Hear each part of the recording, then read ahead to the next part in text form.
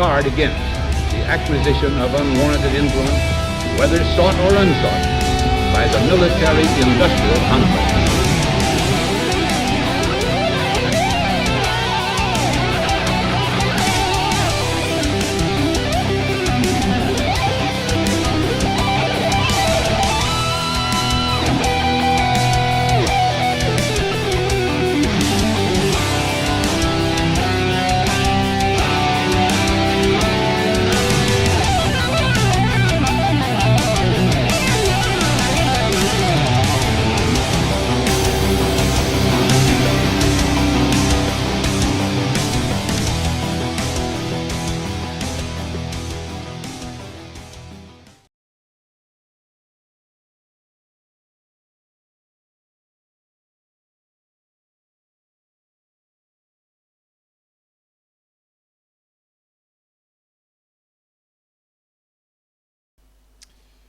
Okay, we are live. We did. Welcome back, everyone. We did a shorter episode earlier today about the Free Assange situation with someone who went there. She gave us a good summation, summary of all the stuff An that. activist. Yeah. An activist. She came on and she described the on ground situation. Yeah. So we kind of covered that when we went on for an hour or two. So we're doing a little shorter episode tonight as normal. Maybe 2 hours or something. Maybe shorter, maybe longer. I don't know. Depends on how much information we have. We will focus on the coronavirus, the Wuhan outbreak. So if you're interested in that, and if you want to make sure other people get the correct information regarding the situation too, then please help to share it, because that's what we depend on. I don't know. Okay, just start. You're the diehard Yeah, supporter. I want to. Yeah, I want to start with possibly one of the most important things, and that's that scientists have now discovered that there was a HIV Ebola like mutation in the coronavirus. That means that this is super, super, super infective. And that the coronavirus is more likely than SARS to bond to human cells, according to the scientists. As such, uh, this is now a higher level situation than it even was. And we've also seen a lot of deaths recently, important deaths to note. Um, one of the or two of the deaths was in Iran. One was the Iran ambassador to the Vatican, and the other death. Oh, I'm sorry. No, it wasn't a death. It was an infection. I'm sorry. Correct myself on that.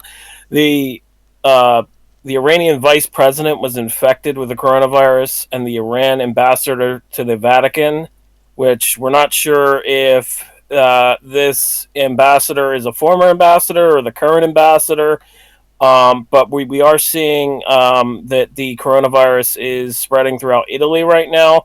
And there are at least 10 Italian towns that are in lockdown in Italy now, um, I know as the well as here.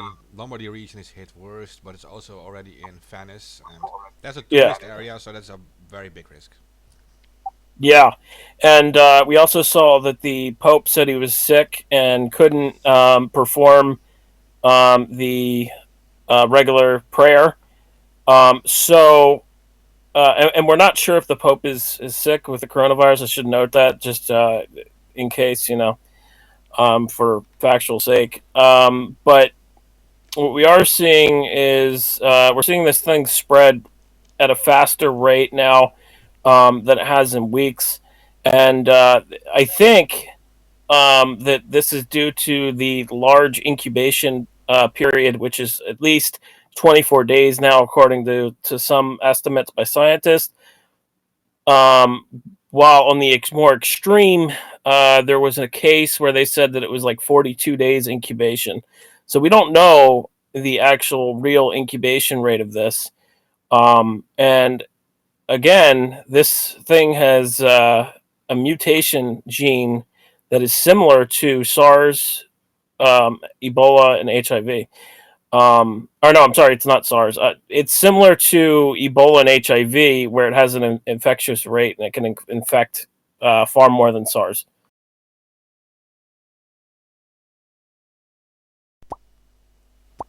So I was shocked about that Iran I'm situation. just going to information.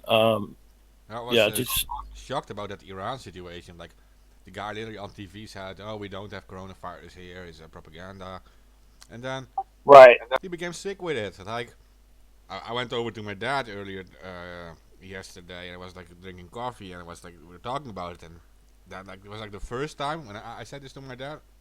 The first time he was like shocked and said like, "Oh my God, it's like is this like a biological weapon or something?" Yeah, Like what the timing is so weird, right? It is like yeah. I've talked to somebody. I can't go on the record with a name, but they're a former biological scientist who worked on these bioweapons, and they said to me their opinion is that this was a bioweapon, and and it's not Francis Boyle either. It's somebody completely different. But I can't drop their name. I promised I wouldn't. But they are giving me as much information as they can, anonymously, and I appreciate that. Um,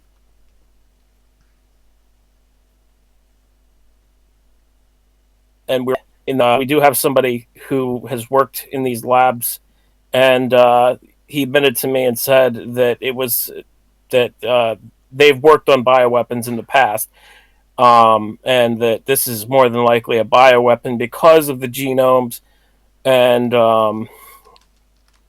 the way that the virus is designed. He said that it's more than likely a bioweapon, and that's coinciding with the claims by Dr. Francis Boyle, who signed, and I'm sorry, who drafted the Bioweapons Act of 1989. So we now have uh, separate scientists saying that this is a bioweapon.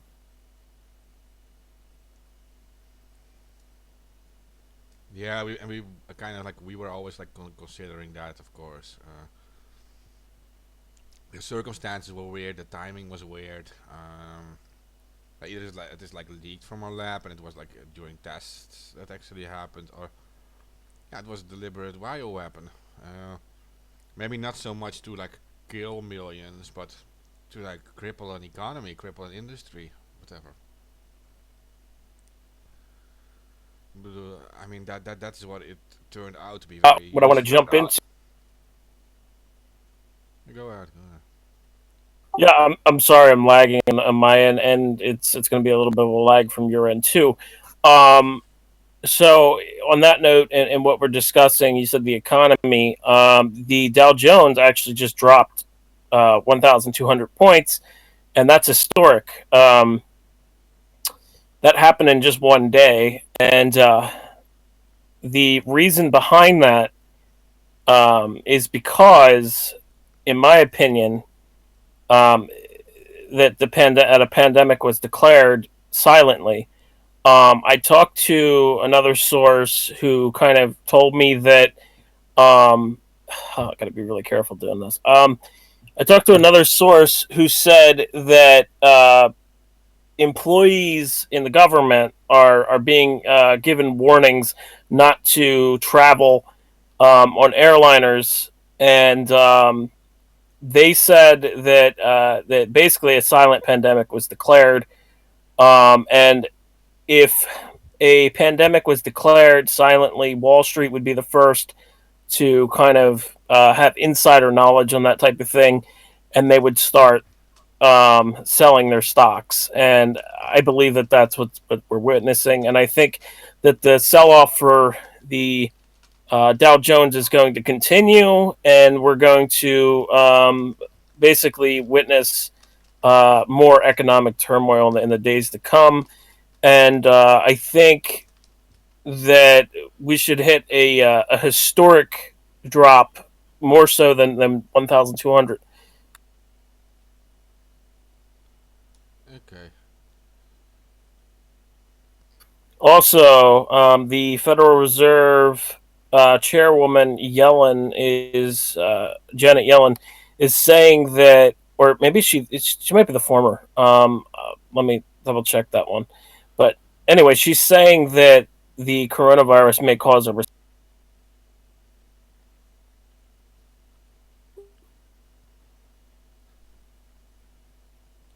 Well, it could. I'm not sure if that will happen. It could. And you're talking then, if you're talking about a recession, that means that you have a few uh, periods, measured periods, all going down. So I'm not sure if they consider this yearly now or like per 3 months or something. Uh, but it means like that it has to go down like every time. So it just goes down for 3 months. Like even if it's like 20% down, it's not really considered a recession yet because it goes up. Yeah. That Well, the stocks they have to go up and go down. They don't just keep on going up. That's why a lot of people have been very weary of the current stock market because it went up so much within a short period of time, and it's kind of behaving a little irrationally. That's from people that I've talked to that are traders in the stock market. So you see what's going on now with a potential pandemic and the stocks crashing like that. And there's other puzzle pieces here that I want to get into. The White House is reportedly gagging officials from talking about the coronavirus and really detailing the full um, depth of this virus and it's affecting people. Okay, and why would that be? Do you think that the White House will be doing that? Because I don't think they're scared for a pandemic. They're They're they're more. trying to control the message. Here's the thing: like Trump. Okay, so Trump in uh, was it 2017 when Bolton was the National Security Council.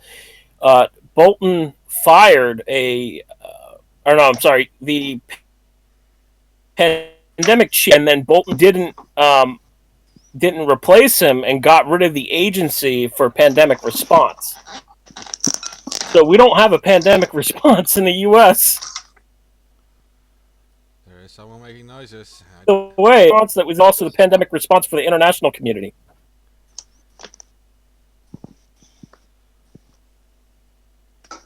Captain Planet jumped in, and he's been working on the coronavirus updates for the last few weeks now. So Oh, it's been non-stop, guys. I yeah, I think saw it. we've been the end of December. I've been ringing this bell, and Yeah, we're just getting to it. I mean now, and there. I mean the response. We're so far along. There's so much they could do.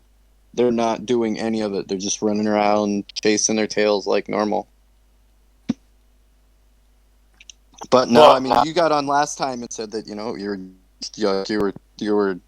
so it's just non-stop, and it like yeah, it's overwhelming, guys. Like, yeah, it's yeah, just. they're not telling the truth. They're not telling the truth at all, and Well, and just at the point of telling the like assuring the people that they've got it together and they're organizing and they've set aside factories that have started mass producing face masks, and we've started distributing those out to medical staff ahead of time. We started to put stock up on liquids and antivirals, and I mean none of that. They didn't do any of that. They're not doing any of that shit. that would require a pandemic response team, which Bolton fired and got not fired. He fucking removed the team. He basically took the pandemic response away from National Security Council. Yeah, So but since there's I no mean, pandemic response team, the U.S. and the international community has nobody there for this type of thing besides the UN's World Health Organization and the CDC. And And I dig it, but when like there's a pipeline protest, you don't have to worry about any of that red tape, right? They send helicopters and tanks and trucks and the Right. military and guys, they send whatever it takes, doesn't matter as long as you protect that fucking pipeline, right? It doesn't matter how much it costs, billions, trillions, I don't give a fuck, right? As long as you stop those water protectors. But when we say, hey, there's a global pandemic, can you make face masks? They're like, whoa, whoa, whoa, whoa, whoa. I'm not sure if we got the paperwork for that. So I mean, I'm not quite buying the most powerful fucking governments in the world, right? Are telling us that we just cannot figure out a virus. We just can't figure out. They've got buildings that reach fucking 30 stories down doing research on every single virus across that's ever been created ever. If you find a virus in the top of the fucking Antarctic, right? They hurry up and move it to that fucking facility and spend billions of dollars to have scientists turn it into a weapon, right? But they cannot figure out how to fucking fight a virus, right? They can't figure out how to make your immune system fight a virus naturally because they Yeah. don't want to. If you Well, wanted to create a before virus to destroy the planet, they have got trillions of dollars for that. If you said, "Hey, let's just make a vaccine that you get when you're a little kid, and your immune system fights off any virus," they don't have money for that. well, they've been working on a quote unquote universal vaccine, but the problem with that again is that there's no way to create a universal vaccine. There's Oh, there all types totally of is a different way. viruses. Yeah, there totally is a way to create a universal vaccine. If you gave me the money that they pay out in subsidies to fucking pharmaceutical companies to make advertisements, right? I could give you a vaccine, right? That's $100 billion a year. The current research on that is $10 million. $10 million isn't even a small business. Yeah, I got a little bit more stuff there to jump into that I'm not sure if you even seen. There was a U.S. whistleblower that claims a corrupt cover-up of dangerous oh my god, coronavirus quarantines when they brought back the U.S. civilians and employees from Wuhan.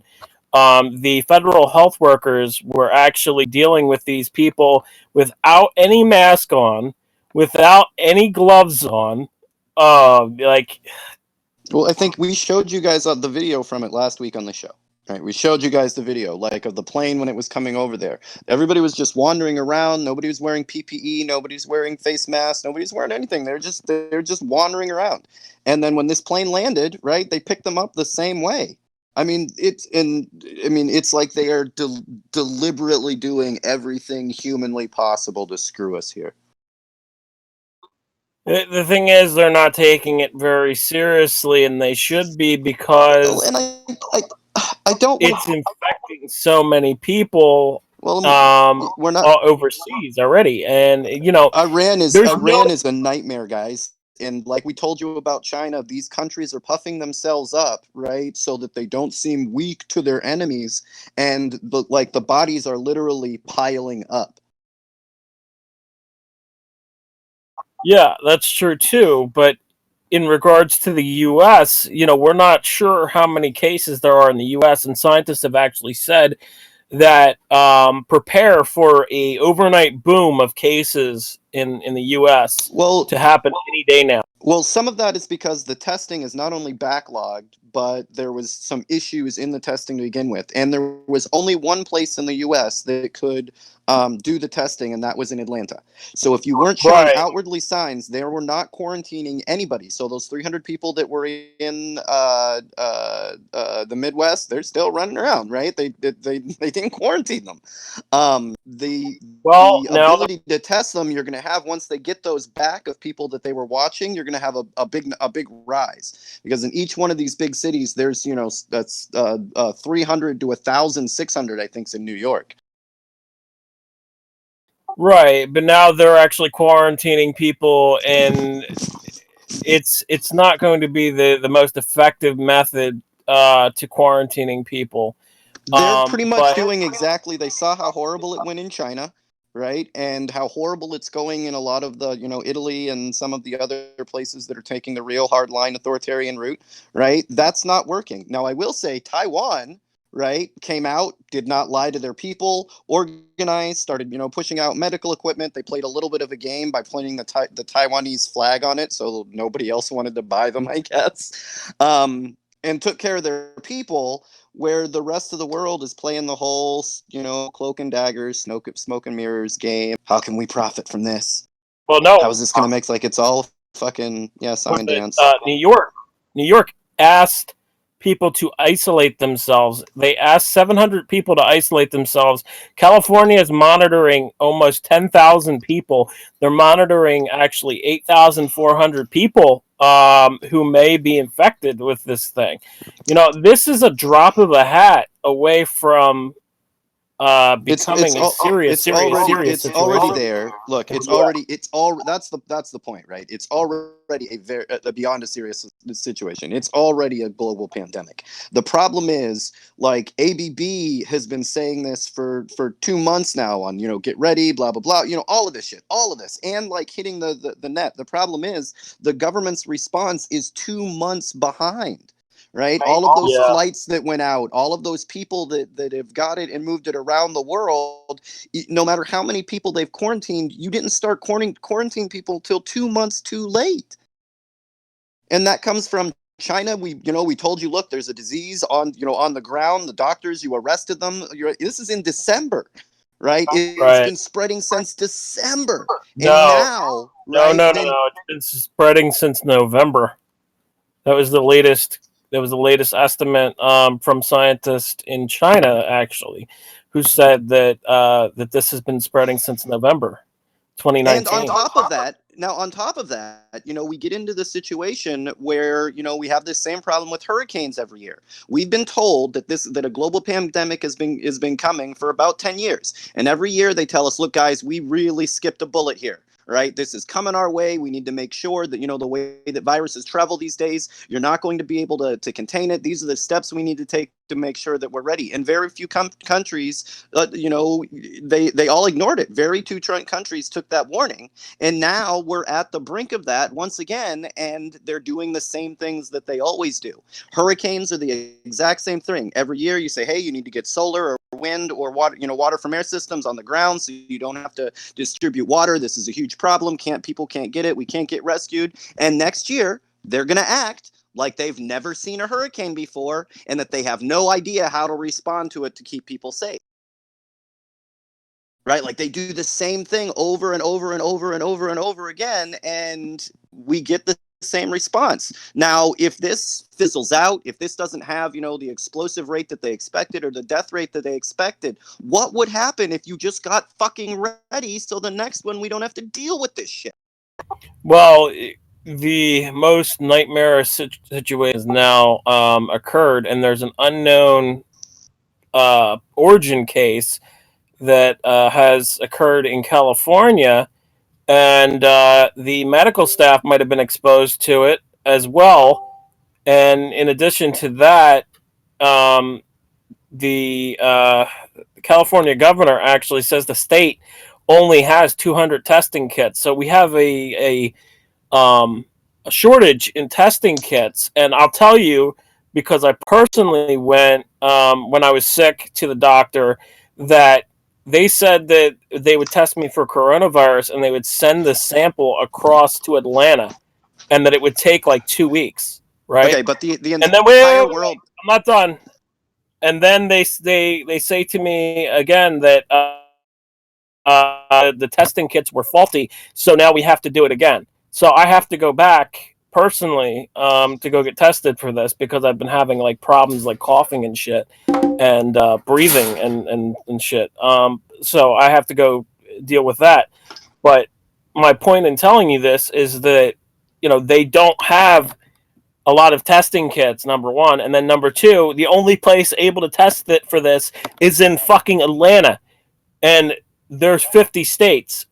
Yeah, it's only the CDC in Atlanta that's doing the testing. Well, I think that just changed like today, that other places can do the testing, but you can tell already they can't figure out how to get a vote, like up or down. They're not going to be able to sort the testing kits. And, at what point does it not matter anymore? There's only 350 million Americans. I mean, at the end of the day, all 7 billion people on the planet are going to have to get some sort of vaccination for coronavirus, right? So, I mean, at what point does the testing kit, it doesn't matter, right? At 100 million cases, that's it. Our system is, overwhelmed. That doesn't matter if you have coronavirus. Please do not come to the We're hospital. already overwhelmed. The masks have run out, are running short in some states. Others have completely run out. These shelves. Well, yeah, here's the problem. We have 30 million masks available right now, right? 30 million masks available right now. We need 300 million masks available right now. So we have that's the for everyone to have one to get all of our medical workers throughout a 8-hour shift, right? We need 300 million masks.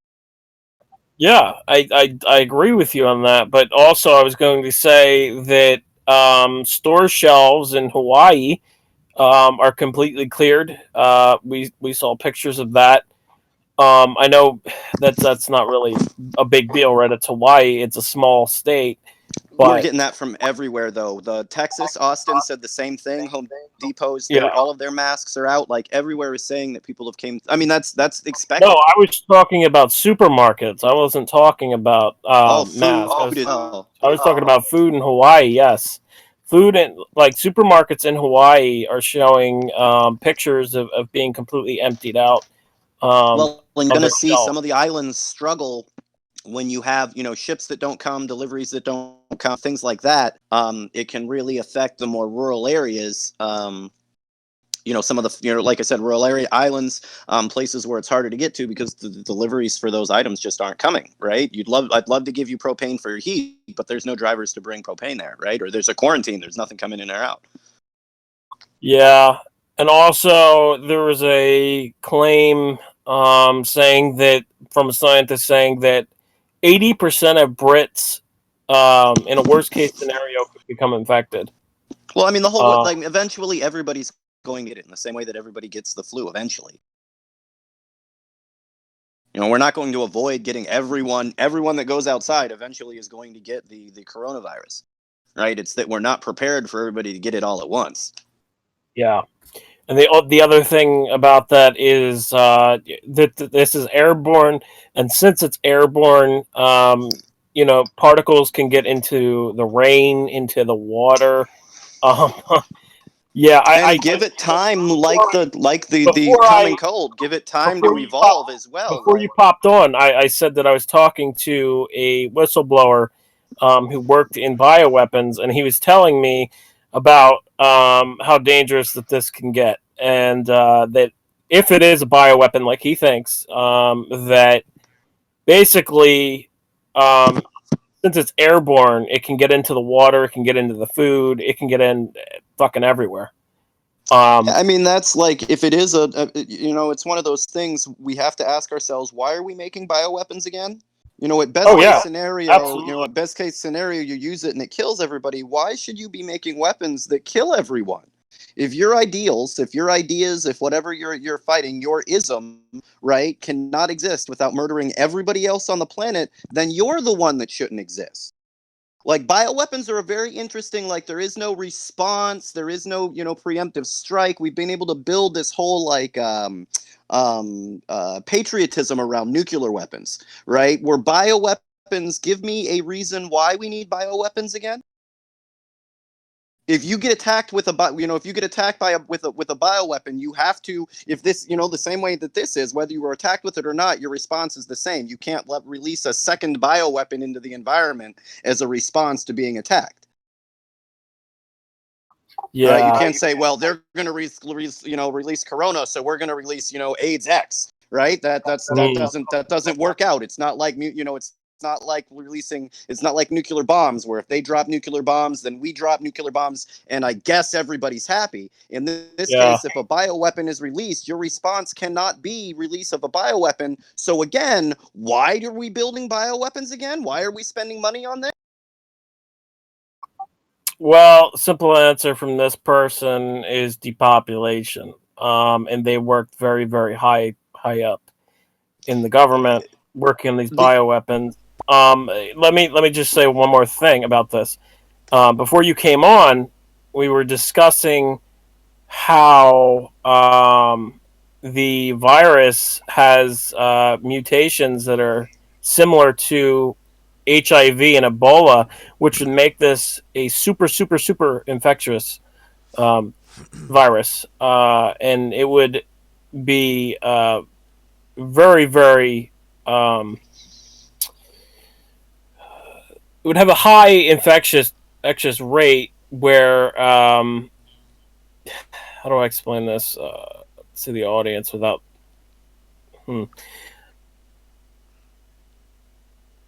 to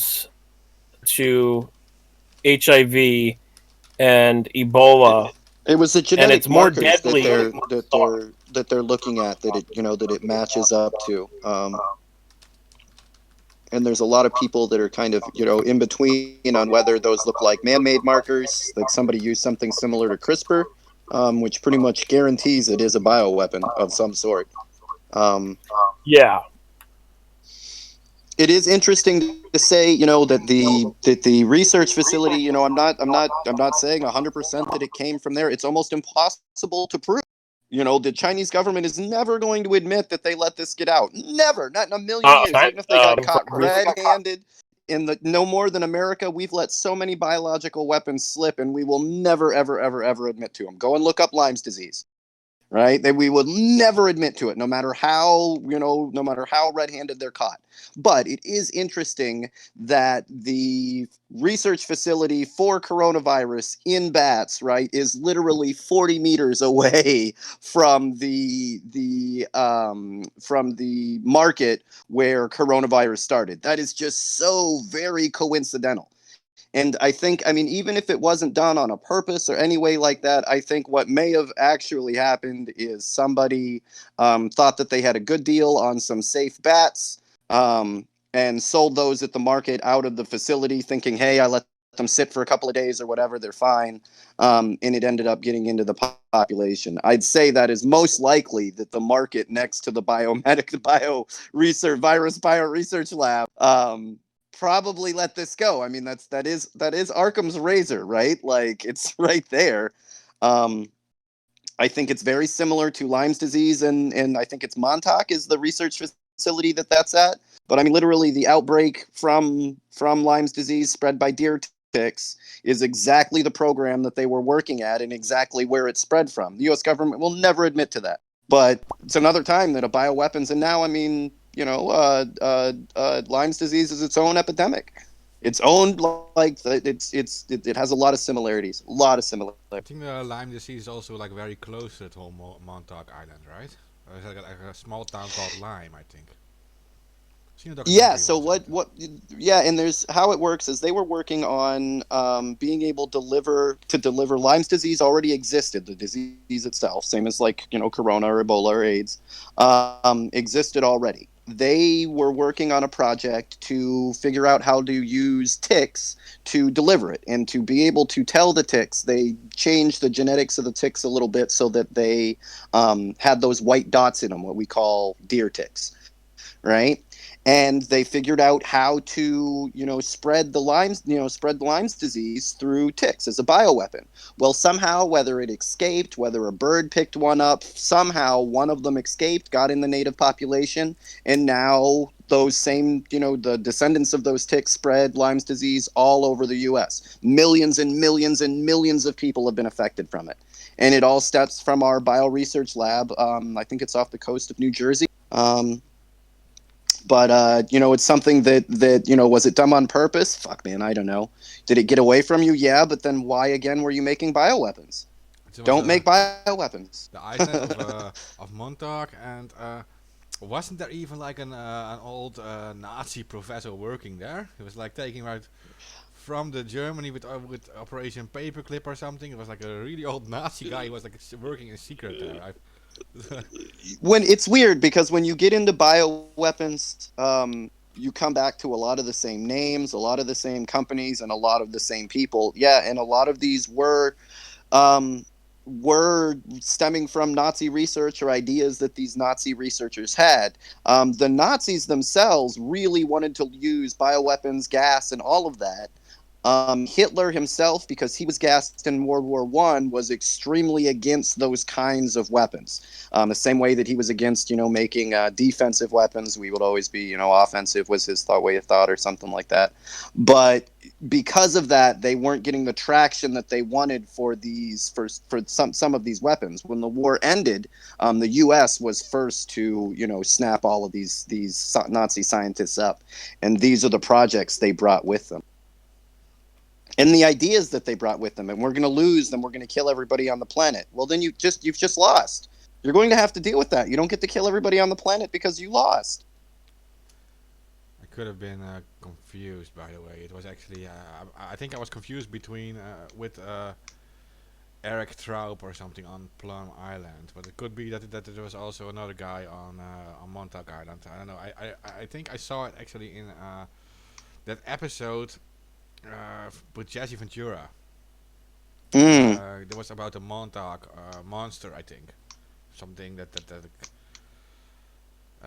the Montauk Monster, is that what you said? that weird creature that suddenly Washed up on shore. Yeah, washed up on shore. Yeah, And like they said, they do all sorts of medical research that's there. I think that like kind of looks like a dead raccoon, but they do all sorts of medical or dead dog. But they do all sorts of medical research on all sorts of animals there: monkeys, dogs, like everything.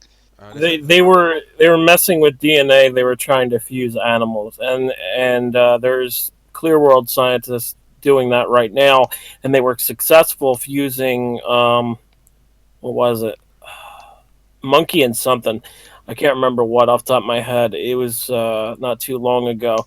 But The anyway, Russians were trying to do that as well. They were trying to breed people and monkeys to turn them into like the perfect, super strong but super placid animal. Yeah, that was a during guy who washed on the shore, and he had like longer fingers or something. He said they added his fingers to be able to use certain equipment better. Like he had like super long fingers. Weird. Yeah, that was also. I mean, some of this stuff, like I said, it's impossible. It's impossible to prove, and then by the time you prove it, the people are long. The evil people that need to be brought to justice are long dead. Yeah. We'll know the truth in 100 years, and it'll seem crazy, but it's this very moment, it's impossible to. Like I said, it's been overwhelmingly proven that Lyme's disease, in the way that we see it now, is a U.S. bioweapons weapon that got out of control. But at the same time, the U.S. will never, ever admit to it, even though it's more than obvious. It's been proven. There's no getting around it. But yet, there it is. Right.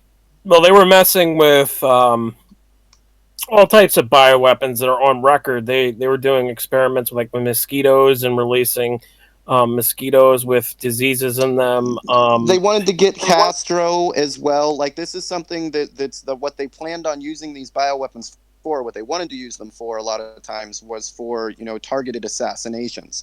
So they would have a bee that would carry a disease that if it stung you it would just kill Fidel Castro, and they tried like a lot. I think the bees thing was something they tried specifically, right, to get a poison to them or whatever. But these are just, the kings of bad ideas. If you came up with that, like, come on man, you're fired, that is the stupidest thing I've ever heard. And instead our government's like, oh no, have $1 billion. Yeah, they've been doing these bioweapons experiments for some time. And on the subject of the Montauk Monster, I just want to say that there were several Montauk Monsters that washed up on the shore that are unexplainable, absolutely unexplainable. They had to have been doing experiments at that lab. Had to be. Because that's the joke. It's like, oh yes, we do experiments, we do lab experiments, we do bio weapons experiments, but you'll never get them to say that is one of their bioweapons experiments, even if it's there right in front of you. Right, and anthrax, came from Fort Detrick, which is a biolab, where they work on developing biological weapons. That's one of the biolabs. The other one, anthrax exists in nature. I think there's only been one case ever of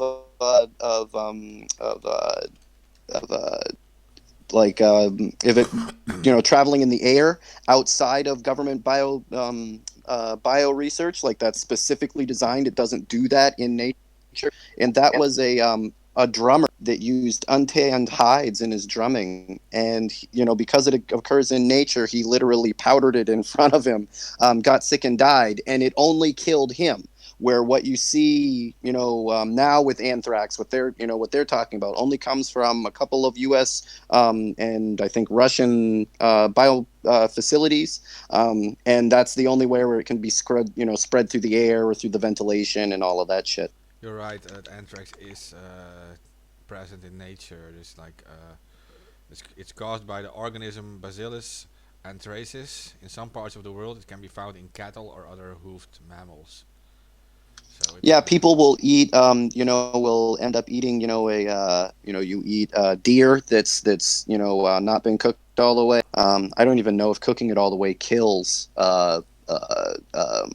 anthrax, but I know that people in the north will eat deer and get anthrax poisoning.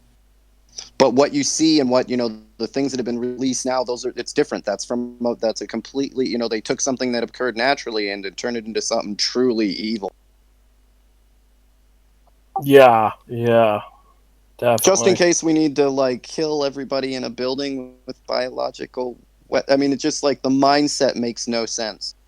But again, remember the people that are building this. When we first discovered the nuclear bomb, right? They figured out on paper the explosion that it would take, the amount of heat that it would take to ignite our atmosphere with nuclear bombs. Then they went out in the desert and tried it. Their numbers weren't right, so they weren't quite able to ignite our atmosphere. But you got to think, what the fuck were they going to do if they succeeded? Right? Their test was to go out and see if they could ignite the atmosphere. That would have killed everybody on the planet. Yeah. or my favorite, when they wanted to nuke the moon. Oh yeah. Just these are toys that should not exist. Like I said from the beginning, we've got an underlying problem here with these weapons of ultimate mass destruction, bioweapons, nuclear weapons, all of that. If your ideas, right, cannot exist without killing everybody on the planet, then it's your ideas that shouldn't exist, not the planet.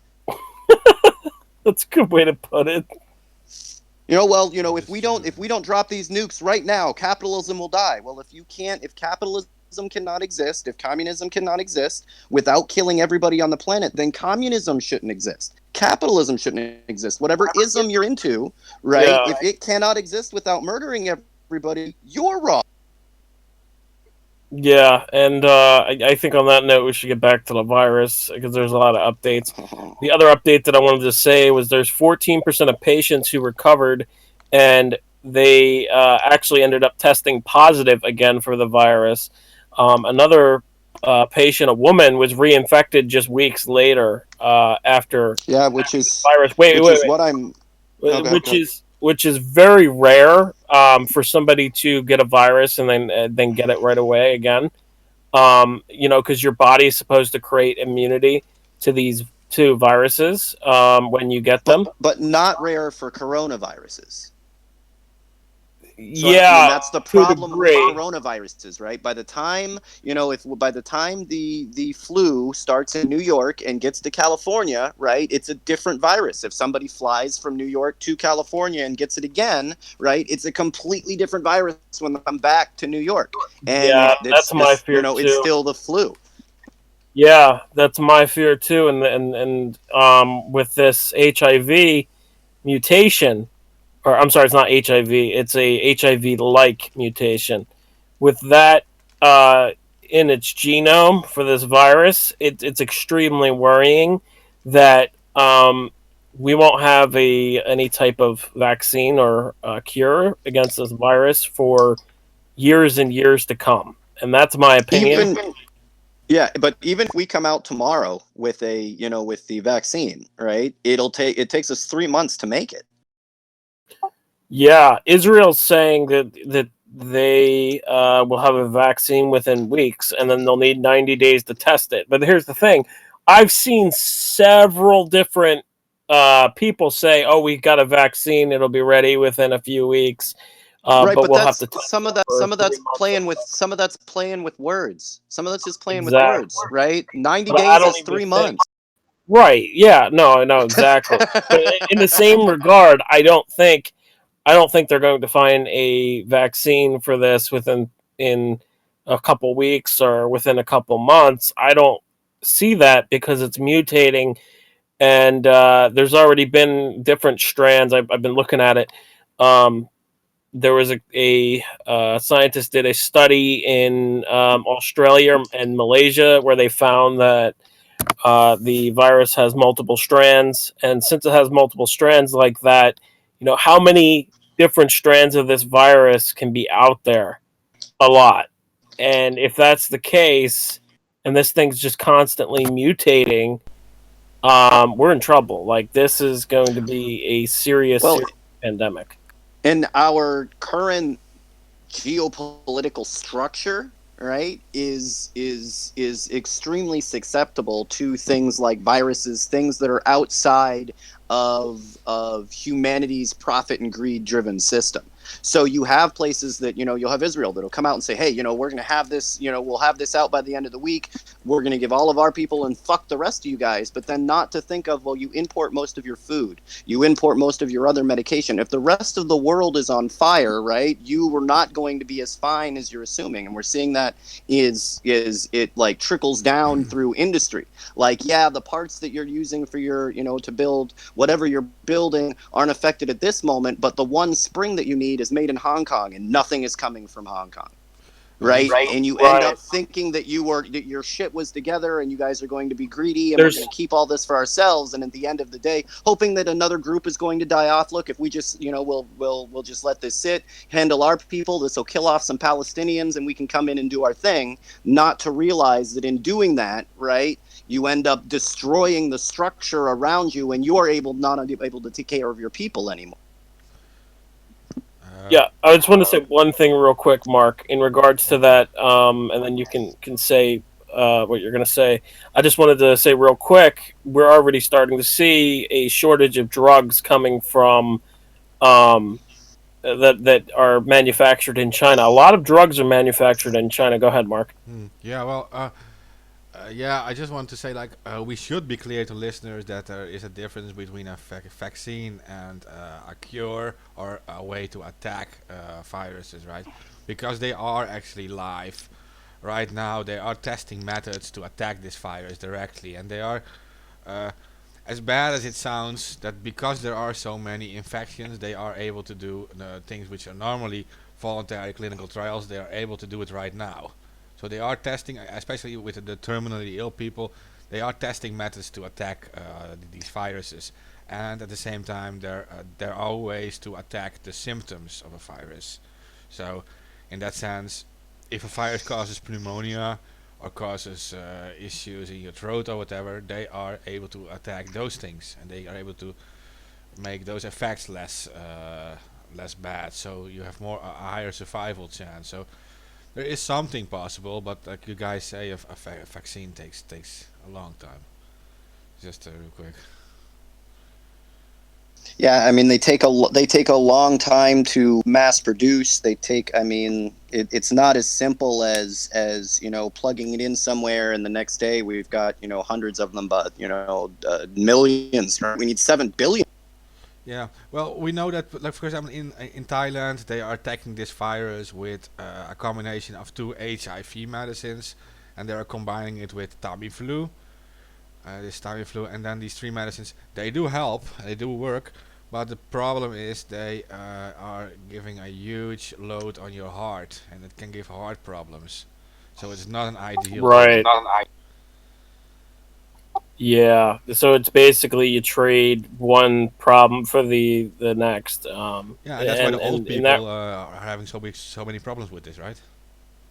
yeah, yeah, we're actually seeing a lot of old people die. And the other thing to say in that regard is that a lot of the older people from like 65 up, when they re-get this virus after they've recovered from it, they are being it's being said that they're having instant heart attacks and also some of the younger people have been having instant heart attacks. So again, I think that there's two different strands of this thing. There's the more infective strand, and then there's the strand that's not going to kill you, but it's going to, just cause health problems. That's my opinion, but Well, yeah, we're seeing a way higher rate of death. I mean, I think although officially there hasn't been any child deaths, we actually have videos of three children that have died in Iran. yeah, That they're not counting. We are being censored so much. I've had to watch certain things that I posted that normally wouldn't get you censored. That was one of them, but they're saying in the statistics, no children have died, and that is not true. At least 3 I've seen with my own eyes. well, yeah, and also there was an official who came out and said that there's been 50 deaths and 200 cases. Kind of let it slip. It was like a Freudian slip type of thing. I saw the video, and it was translated. And yeah, so Iran is a very, very serious situation now with the coronavirus, and you also see Italy having a serious situation with the coronavirus.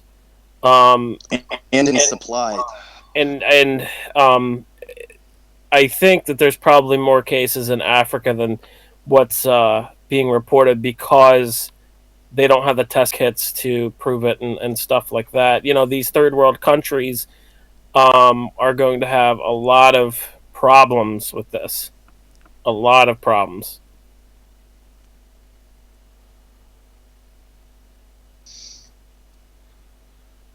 Well, I mean, and they were already in the middle of other outbreaks on top of it. I mean, the more to the limit your systems are already stretched, the worse they're going to be. The U.S., a lot of our hospitals are already stretched to the limit that profit will allow. So it puts us in a real dangerous situation, and I mean, you can see that from every natural disaster that's came our way. Yeah, and another thing is that the U.S. spy agencies are being said to be monitoring coronavirus spread in India. According to Reuters, who has this report, they said that the U.S. intelligence is monitoring India for coronavirus spread. I think that's because India has been kind of covering this up. I've heard that as well from other sources online. That India is covering up cases of the coronavirus, and there's also, in addition to India, there's 2 other countries that weren't named, that I have no idea, that are said to be covering up the coronavirus. Although it could have, because I heard this report a few weeks ago, it could have been Italy and. Yeah, it could have been Italy and the UK, but I'm not 100% sure on that. But now we're starting to see cases in the UK, we're starting to see cases in Italy, all over the world. Like this thing has been allowed to spread all over the world because of the situation in Wuhan, where 5 million people left before Chinese New Year.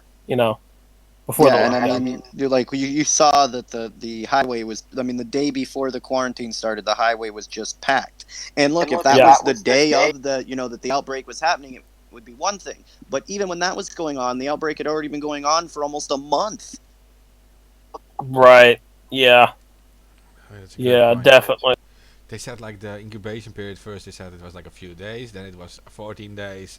Then it was 24 days, and now some say over 40 days. So Yeah, now they have now then it was 24 days, and now they're all like, well, even after you get it, you can probably get it again. So yeah. Yeah. Right. Exactly. yes, And I mean, if you get it again, you've got another 14 to 24 days incubation. No, actually, if you get it again, most people are having heart attacks and all types of other stuff going on with them. Which Well, we again, see that kind other of things points like to the being chicken a pox, bioweapon. right? which is another thing that, if you get it when you're a child, right, you pretty much brush it off. Some children do die of it, but you do pretty much brush it off. But then if you get it as an adult, you get shingles, and that you do have a good chance of dying.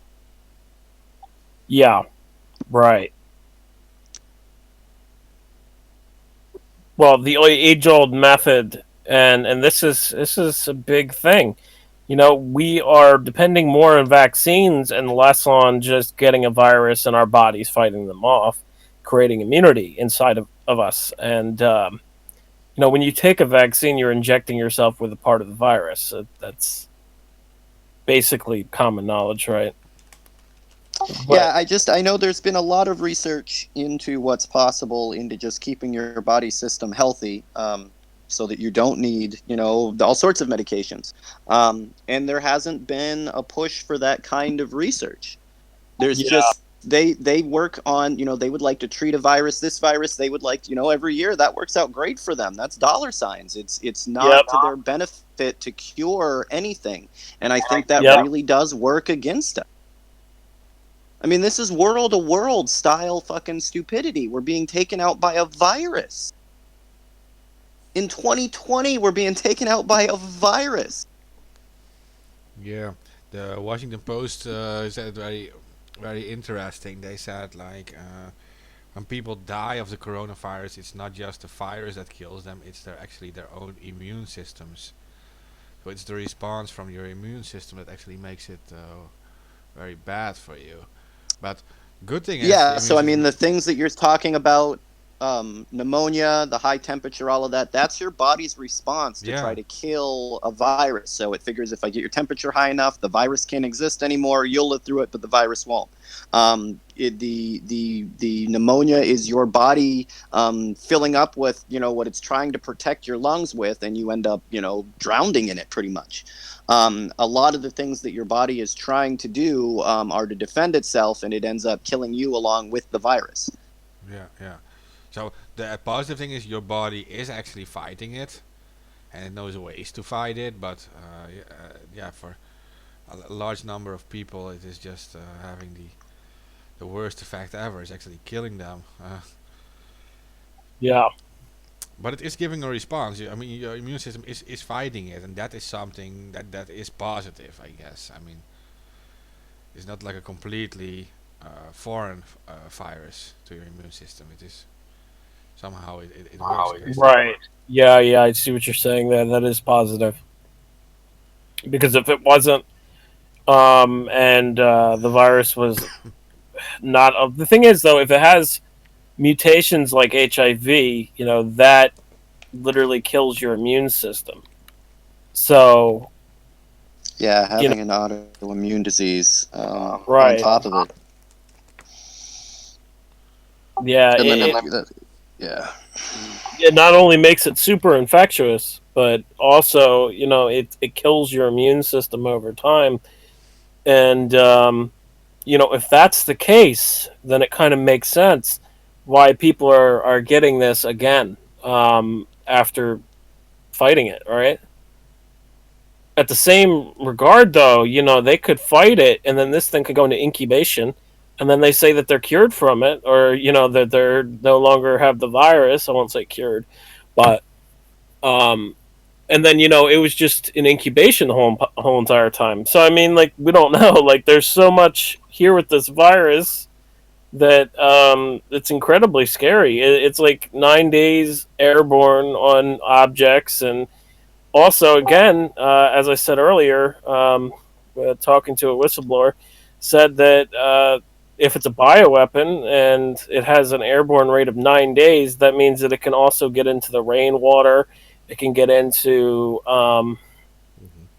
the food supply, soil, all that. One of the reasons that the red flags on that went up is that there were people in an apartment building that had no contact had no contact with people on a bottom floor, and they think that it got it got was the pipes, that it literally went from one toilet, you washed it, that you went to the bathroom and you got coronavirus on one of the lower floors.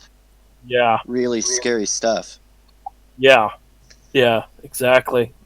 And if it can spread like that, we're in trouble. Like that's a deadly, deadly virus, and that's also no way in hell that this mutated on its own and evolved. It's definitely a fucking bioweapon if that's the case, and it can infect that fast and through pipes and through the rainwater, through food supply, through the soil, all that stuff. Right, that's what we have to worry about.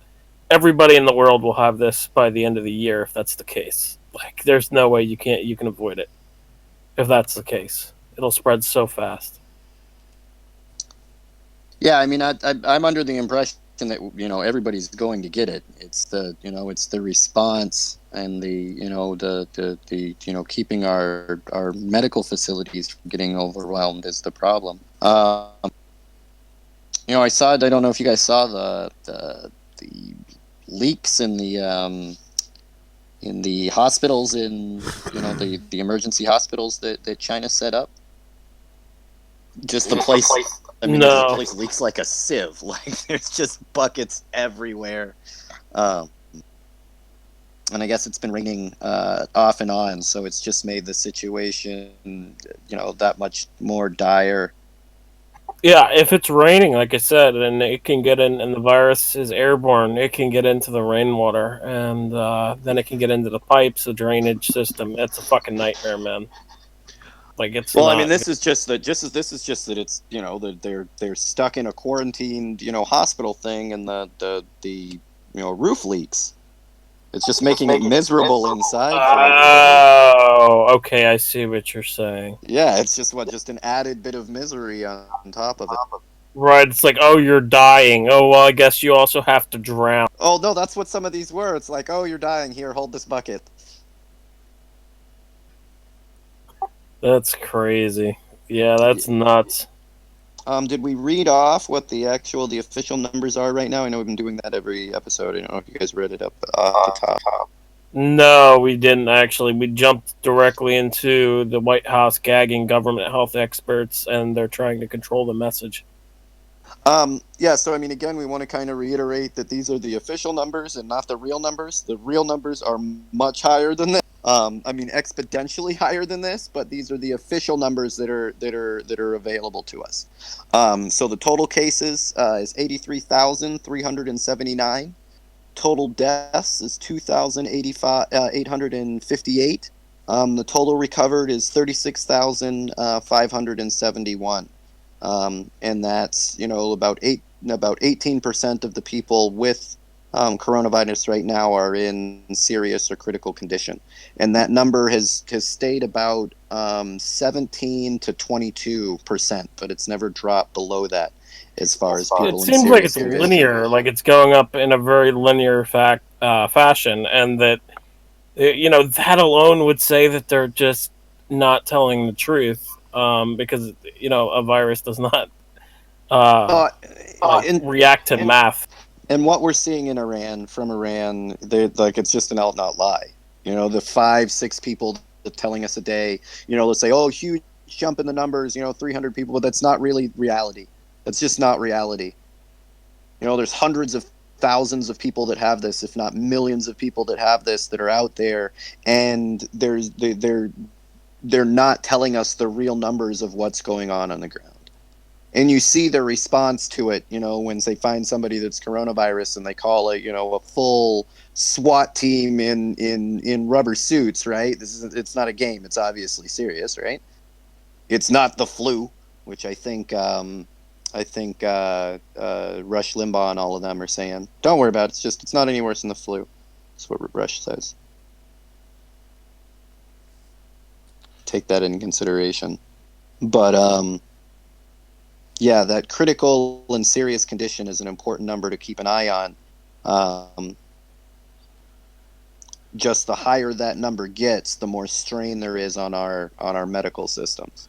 Yeah, and we should also mention that now outside of China, like the numbers in South Korea are now almost as high with new cases are almost as high as in China. So I'm well, I reading mean, from it is important to that page. it is important to know, and and I don't know if it's what kind, how you can look at this as being a good thing. But all of these countries around the world assured us that we were on the brink of war at any moment, and we have to do all of this shit and military test and spend all this money. We have suspended all military training around the world. South Korea has suspended all military training definitely, right? There is no drum to war. Nobody is like, all of the things that they told us were complete lies, right? If we didn't invade Iran right now, it was all going to come crumbling down. These psychopaths would have had our entire army in the Middle East in the middle of a global pandemic. Yeah. But all wars around the entire world have now stopped. Yeah. Yeah, I just like I see I just from that page you were using also, like I see like 335 new cases in China, but I see 256 new cases in South Korea, and that kind of shocks me that the number is now going higher outside of China than it is in China itself. But yeah, like you're saying, it's also something positive, and military action is now stopped. Like no one. Yeah, all military action stopped.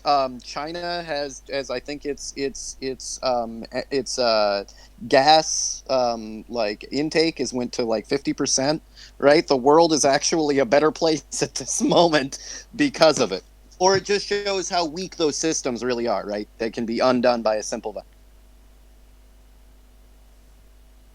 Yeah, and here in the U.S., it's absolute insanity that they're fucking saying that nobody in the health community can speak about the coronavirus without approval from Mike Pence, who has no medical qualifications at all.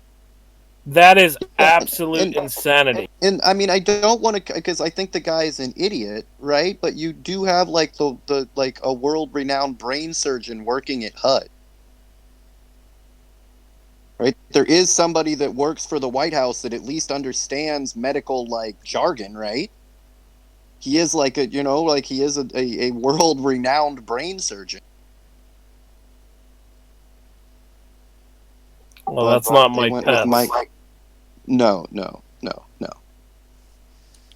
It seems that now the first coronavirus victim in the Netherlands is there. So there is finally coronavirus in my country. Well, and there was a train that they stopped between, I think it was Austria, or that they stopped at the Austrian border because somebody on the train had coronavirus, and I didn't really understand what was going on in the story, if the people were trying to escape to Austria or what the deal was with that. Okay. I haven't read about that yet. I just getting this in from an hour ago from the news, so it's literally a 56-year-old guy. He's in a hospital now. That's the first one. Now, why is this important? And that is because, contrary to what many people believe, China is not the most populated area per square mile, right? There are more populated, more densely populated areas, and that includes my own country. The Netherlands is far more populated per square mile than China. So, an outbreak here can be much more devastating. I think the most densely populated area in the world is Monaco. It's like a tiny location, but then you have like countries like Luxembourg or my own country. It's also top 10 in this, and today it's very dangerous for us because we have so many people living closely together that it can infect our country very fast. So, well, and how is this going to affect? How is this now going to affect Brexit? Well, I mean, they're out, but is Europe a response to this? Are they? I mean, is England on their own? There are certain things that medications, resources, things that are split equally, throughout Europe because they're the European Union. But now that you're no longer part of the European Union, are they fucked? Yeah, that's a very important thing to bring up too. Yeah, for sure. Because even before this, they were asking, one of the things that they were worried about is medication shortages, not being able to get most of the medications are, I think almost nothing is made on, the island there, that most of their medications are imported. In this case, if Europe starts quarantining, like I kind of see some logistical issues there when you're not working with your closest neighbor. The thing is, there are infections in the UK. Should they contain this, for example, there are 16 infections I'm reading. 8 of them are recovered already. Should they contain this and like all the infections are gone, then actually I think they would probably close the whole tunnel with France, for example, and they would close, perhaps actually travel to the UK, and would isolate even more, right? But I see what you are saying. Like, yeah, but if they don't contain it, yeah, they have to work together on this. I mean, they can't just be isolated. It's impossible. Well, I mean, I think you could try, but then, are you going to be able to stop the like drug smugglers in and out? Like all of the other smuggling things that go along around England. Like, you're not going to be able to stop all of that. You can't stop it now.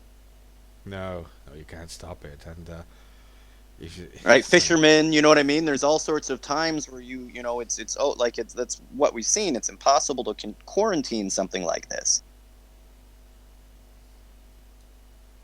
Yeah. I did, like, it took me, like, it took us a second to get the translation. What do you guys think about those signs in Wuhan? Did you guys see I posted it in the Discord to get because when I first got it, I was all like, oh, that can't be real. This is propaganda. And then, like, I got it translated and was like, oh my god. Yeah, they're saying that we'll break your teeth and break your legs if you come out. So what their PSA is right now, they've got these big banners that they're posting around the city, and I'm quoting this, right, translated direct from Chinese, right, and the signs read, "Going out is asking for death. Anyone outside is an enemy," is what one of them says. And then the second one says, "We will break your legs if you go out. We will knock your teeth we will knock out your teeth if you argue." That's what the banner says. This is like a government sanctioned fucking banner. It goes across an entire side of a building. And, like, when I got this video and they sent me the translation, I was like, oh, this can't be real. No, like, a government wouldn't actually write that. Well, ours at least has the decency to, like, lie to you and put "protect and serve" on the side of the cars. They don't actually put, "Hey, we're gonna kick your fucking teeth in" written on the side of the car. I mean, in that case, is it still police brutality? Right? Like, they did write, "We're gonna kick your fucking teeth in." Like, you can't act shocked. What happened? We'll kick your teeth in. Well, he did put up a banner and warn you quite clearly. Yeah, that just seems a bit extreme, guys. Maybe pull it back a little bit. Oh my god. So the sign literally says, "Going out is death. Anyone going out is an enemy, and we will break your feet if you go out. We will break your teeth if you argue." Oh my god. Yeah. I wasn't arguing. I just had a question. Just a normal question. That is Sucks like for you, authoritarian level. Yeah, fuck yeah, sorry. No, I'm not arguing about the sign. I'm arguing about you breaking my teeth. It just seems like, wow. That is authoritarianism level 1000 right there. I'm not even sure if I'm mad. Like, the audacity to say that you're going to kick in one of your citizens' teeth. The fact that you are able to print up, right, banners to put out through the city threatening to kick in your citizens' teeth. It does make me think about the whole Hong Kong protests again, doesn't it, for you? I mean, that these Hong Kong protesters were peacefully protesting, but that the Chinese government was actually working with these triads, these street gangs, to beat these guys up, right? It makes me think, like, that's what they're doing. Put up by, like, triads and these gangs who are actually working for the government. Like, yeah, that's a good point. That's a very, very good point. These signs could definitely be put up by the triads in China for sure. Yeah, definitely. I mean, there's always a group of people, right, sacks of shit that you can pay to beat people up for money. The question is, right, why is your government paying those sacks of shit to beat up their own citizens for money? Well, you could argue in this case maybe they do actually have like a shortage of people or whatever, and they're now literally using these guys for these tasks or something Yeah, like a it's always militia or weird. They something. seem to find thugs and never homeless people to do those tasks, right? Yeah, well, that's true. Right, you know, like you never, you know, it's the people that they need. You know, this is the same tactics that they use, you know, for union bus, Yeah, well, like right? They handle, you know, when they don't want you to unionize, what do? They had handled, you know, they hire, you know, violent government officials or violent thugs to come beat you up, right? If you guys unionize, we're gonna kick your fucking teeth in. what step will you take as a government? Like if you don't have the people anymore, uh, Taiwan, all you have left is Taiwan. money, right? All you have left is money. You say like, okay, we paid these guys before, we'll pay them again. They work for us anyway. So yeah, Yeah, I think it would probably be wiser to, you know, the people of China, right, were willing to go to quarantine zones, be sealed in, all of that. You might be wiser to hire people that are out of work to distribute food, water, medication, make sure that people are taken care of. They've started a big drone program to do drone deliveries, right? Instead of hiring violent thugs to kick people's teeth in, right? Why don't you train young men and women to fly delivery drones? Well, you see, Terrence, it doesn't go along with the government's authoritarian But program. like their goal is to get the people to love you, right, undyingly, to do whatever you want. You don't think that they would love you more for treating them like that than they do for threatening to kick in their You teeth? got a Like they're point. not going to remember that shit. Yeah, you got a point. China, hey. It's just like, I mean, the same. It's not really. It's not really China. That's the same tactic, right? What's going on in Canada right now with the pipeline protest, right? Violent thugs to kick your teeth. Right? If you don't give us your land, if you don't let us steal from you, right? If you don't respect our authority, respect my authority, right? If you don't do that, then they're going to send violent people to fucking hurt you. It's not. That's Canada. Right? That's not even, you know, the evil communist China, right? That's Canada. If you're an indigenous people, right? They want to put a pipeline through, they're doing it right now, right this very moment. They will send attack dogs, fucking water cannons, right? Violent thugs to mask up and beat your ass. Well, that's in the U.S. too. I mean, we've watched that happen with the whole North Dakota pipeline. So I mean, it's Well, like, right, I mean, right now, but with the Mohawks, that's exactly what they're doing.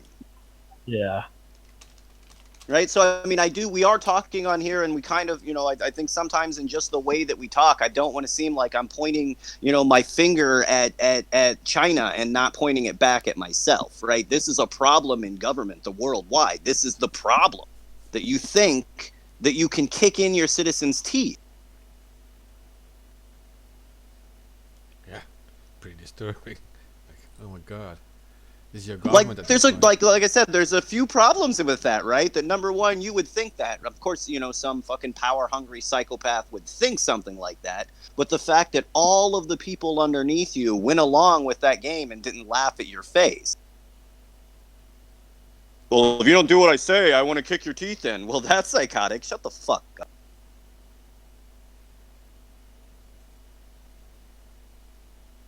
Right, but we give these people this, like, you know what I mean, this authority and platform, and you have these puppets that will dance along for them, and they end up right hurting ourselves. I go back to what I've seen in Taiwan, the exact opposite.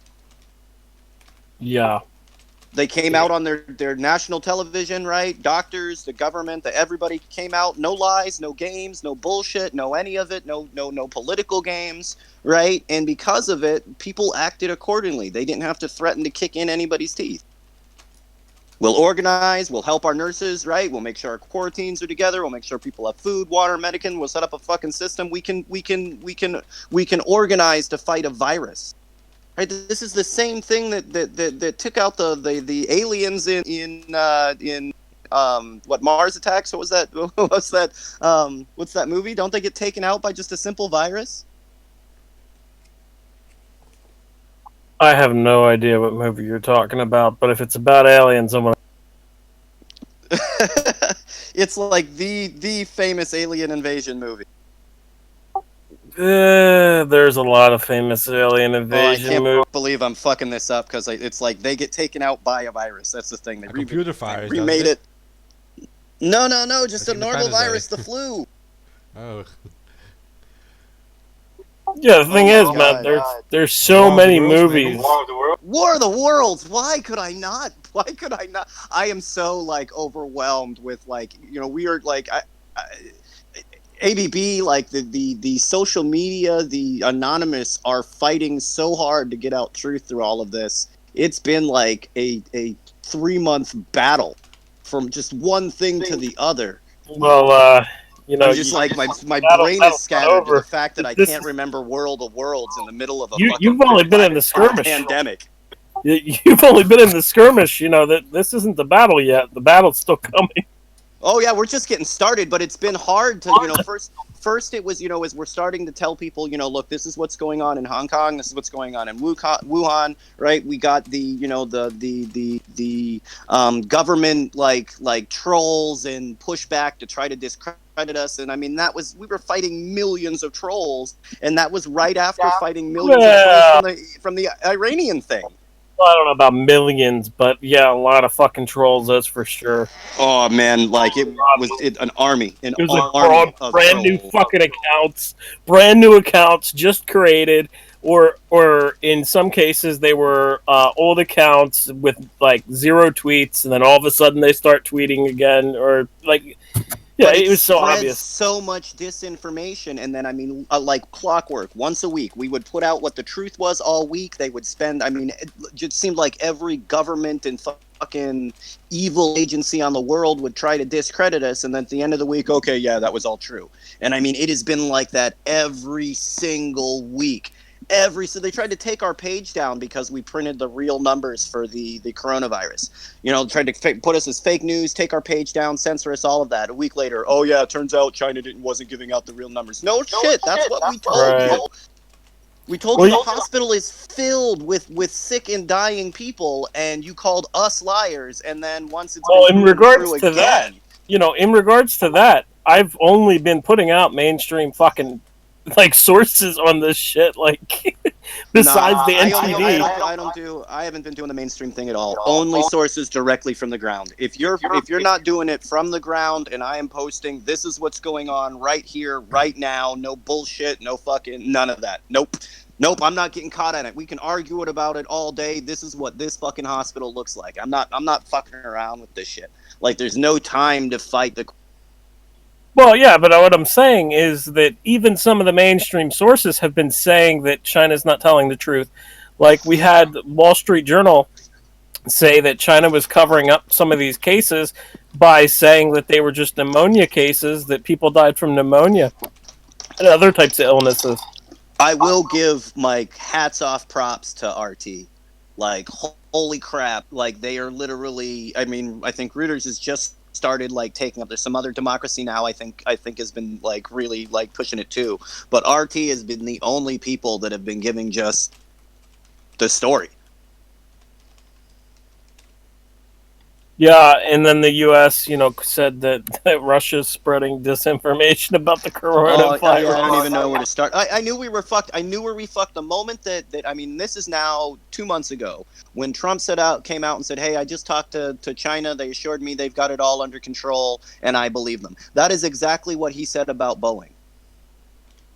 That's a good one. Almost word for word what he said about Boeing. I just talked to Boeing. He assures me everything's fine. The planes just need to keep flying, right? He put thousands and thousands of Americans' lives at risk because he took the word from the military-industrial complex, which if their mouth is moving, they're fucking lying, right? These are the most heartless bastards you can imagine. And he called China, right, one of our, and I'm quoting here, enemies, right, militarily, we're fighting over the North China Sea, right, called our opponent and asked, are you doing okay? Yeah, we're doing fine, man. Everything's fine here. Don't worry about it. We got it all under control. As if in any other fight, right, would you walk into a boxing ring, right, and ask your opponent, hey, man, you doing okay? Everything right? All right? You good to fight? Of course he's going to say yes. I remember when Muhammad Ali, right, was fighting George Foreman, right, Rumble in the Jungle. George Foreman comes out of the bat and gives him everything that he's got, beats the fuck out of Muhammad Ali, right? Muhammad Ali hides it, right? Puts it way down in his stomach, leans in when they're in the fight, right? And he says, hey, man, I know that normally we put on a show, right? But just let's get this done and start, quit holding your punch. Let's really get it fucking started. And he pushes off of him, right? Inside of his head. George Foreman was the hardest hitting fucking boxer, right, of the time. He still holds several records for hitting hard. He's thinking in his head, I've been hitting this dude as hard as I fucking can, and he thinks we're playing around, right? Never ask your opponents if they're doing okay. They're always going to tell you they're doing fine. Are you tired? I ain't tired. Right? That's day one. Why would you ever believe what your enemies are telling you, especially in this situation? They have And nothing also, to gain by prove their fucking weakness. also, we're seeing conflicting information come out where Trump is saying everything's okay, and then there's White House officials that are saying don't believe China's numbers, and there's also leaks that I've been seeing and also getting as well. Okay, in look, I mean, regards- to like step back from all of the games, like, I mean, to be in all reality, Mike Pence has zero experience with this. The fact that Mike Pence is in charge, right, already says we're in a lot of trouble. And at the end of the day, I'm not getting into conspiracy shits and all of that, but Mike Pence is an end time. He's waiting for the third blow of the horn and the pestilence goes through the earth, right? He prays that and hopes that happens. And he's going to go flying out of his underwear into heaven. That's what he believes. Yeah, and in that regard, the locust situation that's going on right now, it could be twisted to that for sure. And I mean, Because the locust, I've never been. They definitely. And there's plenty of people when this first started. There were all sorts of people that were Muslim or from Muslim countries that were on there that got on and said, "Oh, this is China's fault. This is God's punishment for you guys, keeping all of the Muslims in concentration camps." And now, all of the holy men are getting sick and dying in the Middle East. Like, y'all are just fucking stupid. they also China also changed or altered the Bible and Quran last year. So there's that. Everybody alters it. That's kind of the Bible's thing, right? I mean, everybody said that ain't nothing new. None of the books in the Bible now have anything to do with the books when they started. So I don't think it's something to get upset about. Shit, Thomas Jefferson rewrote the Bible. That's not a big deal. I'm just saying A lot of people didn't even know that about Thomas Jefferson. That's the way that it can be twisted. Yeah, I mean, we're gonna that's kind of my point from the beginning. None of our political systems right now are going to help us. None of our militaries are going to help us. None of the shiny weapons we were planning on sending to Iran are going to help us. None of our weird religious beliefs are going to help us, right? This is a virus. None of our stupid made-up shit is going to help us here. Doesn't care about your borders. Doesn't care about your whether you're communist. Doesn't care whether you're capitalist. Doesn't care whether you're black, white. Doesn't care whether you're Norwegian, right? Doesn't care whether you're racist. Doesn't care whether you're straight. Doesn't give a fuck about any of that stuff. All of the made-up human bullshit, right? This virus doesn't care about it, and because of that, it can beat us. Something as simple as a virus can beat us because we're too fucking stupid to pull our heads out of our ass. How many times, and you guys are posting this, if somebody posted something stupid, oh, that's what you get out of socialism. That's what you get out of communism. I mean, just come the fuck on, guys. Yeah, and also, I just want to say and add to that that this virus is mostly affecting men, 99% affecting men more than women. So, that kind of is a hint that this could be a bioweapon. And if the I have HIV also heard a study that some of that has to do with smoking as well. That men have a much higher rate of smoking, especially in Asia, where this started. Which you already have lung damage, you already may be sick from emphysema or anything or other things, lung issues from smoking, that are causing the rates of men dying from this being higher than women. The statistics for all of this stuff are really up in the air at the moment because we don't have any real numbers from anyone. But that was one of the reasons I heard one of the doctors hypothesize on why you're seeing a higher number of men dying off than women, because we've got a higher rate of smoking. And it seems to be true that there are so far no fatalities with children below 10, right? I mean, that is what. Yeah, I don't. That's the and I don't that the children that we saw in Iran. Their ages were hard to identify from the video. Definitely not over 10. Um, yeah, I would say definitely not over 10. They weren't infants, but definitely not over 10. And there were three of them. And those, I don't know where those fit into their numbers, but they were small children. If I were to estimate, I would say 5 to 8. Little kids. But there were definitely three of them. And the video was sent to us because the person was disturbed at the fact that they were put in the same body bag.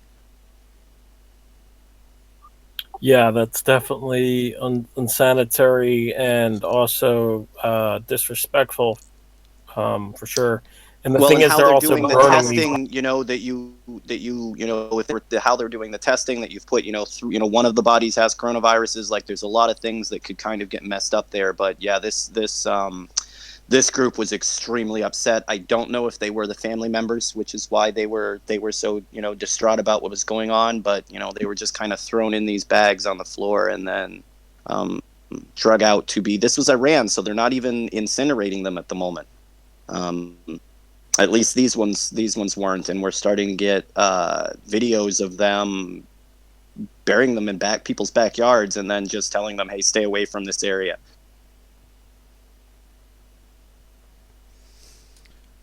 Already being annoyed with how they actually treat this epidemic. Now I'm reading about what the protocol is in my country, and they're like literally saying that they're going to map who was in touch with the guy who's ill. But what they're saying, like, yeah, we'll monitor them, and twice a day they have to like take the temperature and like literally like give this to the health yeah, thing, right? The GGT is that's what it's called here. But the thing is, so they're actually being like checked if they might have it, but they're just walking free. Like, they're not being isolated at all. Yeah, and saying, Yeah, hey, I need you to come to the hospital twice a day to get checked. Like, there seems to be some issues with that. Like, why aren't they thinking they need to isolate these people too, and then find out if they have it?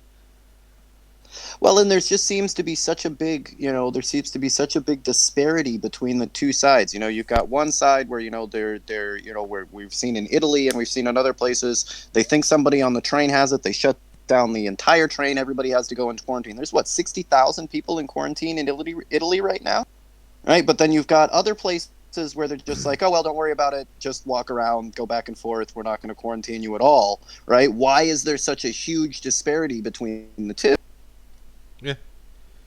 Yeah, and so We're one place it's like, look, if anybody gets it in this 6-block radius, we're locking down the whole place. And then another one's just like, oh, we got 10,000 people, just let them run around. Yeah, no, exactly. That's the weird thing, because, okay, so apparently this person who is now infected in my country, Netherlands, also came from Lombardy in Italy. There are open borders with that. Normally not a big issue, but right now, how does a person come from a quarantined area to the busiest airport in Europe, and he just walks around there? Because at this moment now, I'm thinking like there could be hundreds or thousands of infections already in here. Because you arrive at the busiest fucking airport in Europe, and you're only now being mapped, but you already went. Yeah, and I mean right. it's gonna be it's gonna be so hard to track that after a certain point. Yeah.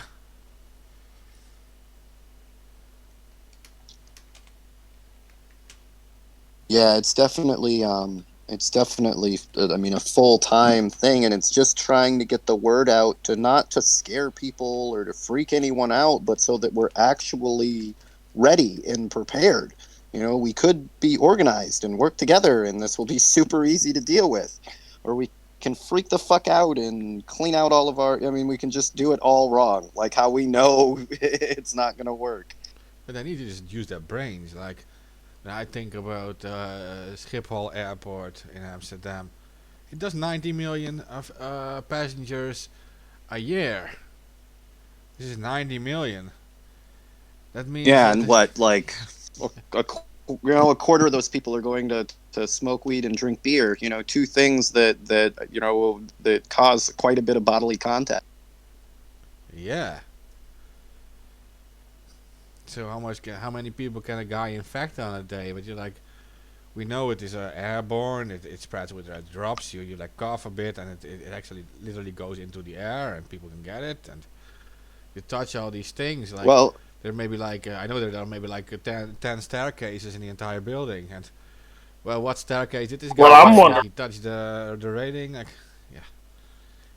yeah, Yeah, that's a very important question too. I was just gonna say what I was thinking about is like glasses in restaurants and stuff like that. If you're not using the proper chemicals to kill kill a virus, like you're not going to kill the virus if the person has a virus and they're drinking out of a glass, and the next person uses the same glass, they're going to get the virus. and what do you well, think about I'm elevators? scared. What do you think about I mean, elevators? all of those are That places too. where you're not even like trying to spread it. I mean, scared to death about what's going to happen when this hits our concentration camps, right? Our immigration camps. Oh yeah, Like of they don't course. get Medicare as it is. They're locked in those fucking cages, like 50 people, 100 people, right deep. Like it's just waiting to have just nonstop deaths. I mean, yeah, there's no children deaths now when you've got the best medical care in the world on you. What's going to happen when it hits those immigration centers? Also, prisons will be a really bad spot because of the confined population being so close to each other. Yeah, and I It'll wonder, spread very the well. inaction can mean so much. You know what I mean? And I worry that our government has some really racist, fascist assholes in it. And I wonder if they wouldn't specifically not do anything so that as many people in the concentration camps and our centers die as possible. Skip the trains. God, that would be insane, of course. But it wouldn't even surprise me at all. Not from any government, by the way. I mean, yeah, I mean, what are they like? Honestly, like right now, right? If coronavirus gets found in one of the detention facilities right now, right? Who are they going to save? Yeah, but look at other governments like the Chinese. Yeah, we'll knock your teeth out if you walk outdoors. Like, it's like for some reason this is the Yeah. government response now. This is now how they are towards their own people, and yeah, without like mentioning like the entire Assange situation, we already did that. Like, this is how they treat us now. This is how they treat Juno. This is how they treat normal people, and pretty much every government is Well, doing it now. and what like I got half of the story here. Maybe you guys already went off of it, but so Switzerland offered him asylum. There was actually breaking news after we did the show, Mark. Assange has been offered a humanitarian visa by the UN, I believe. Oh yeah. God, like I heard that I didn't get the fourth story, but I thought that was yeah, I think that's a good thing, right? I mean, I don't know what Yeah, will come from that, but that's a big deal, isn't it? yeah, Yeah, that's a it big is. deal because now if they do extradite him to the U.S., they are extraditing somebody who was given a humanitarian visa by the UN. That'll be a big, big, big, big, big, big. I'm not sure if it is confirmed already, but it is the parliament from the cantons parliament. It has to do with Geneva State in Switzerland. Yeah. They made a proposal. Let's see. So Rossiot, along with other members of Geneva's parliament, has presented a draft resolution to the canton's government that would begin the process of engaging with the federal government in Bern, and it would be apparently discussed this week. So there will be an outcome on it. I think they will give it to him, but because this is Switzerland, I yeah. Go ahead. I was just gonna say I read and heard that it was already accepted, but I mean that could be um, false information or misinformation and a possibility. I'm not sure, but yeah, I read that it was already accepted and he was gifted a visa. And I watched Naomi comment on it and said that's awesome news, or paraphrasing that. But anyway, Naomi Colvin, she wouldn't comment on it if it wasn't real, in If it my wasn't opinion. real. Yeah. Excellent. No, I mean that's a good thing. I think they'll have some rights and some, they can demand to have them released, or put into their custody, or however that works. But Uh, yeah, so it has been going on for a while. I know already in 2019 there were Swiss lawyers trying to get an asylum for Assange. So it is kind of like a long process. The fact that these government officials are actually going public with it probably means that it is going to be accepted, or that it's already accepted, right? That it's behind closed doors already accepted. So you're probably right. I will try to get an update on that. I know that there's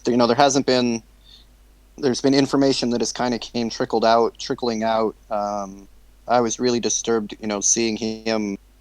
I mean, literally behind, plate glass windows from his lawyers. He's got his notes and everything next to him, but not being able to Yeah. talk directly to his lawyers is so Insanity.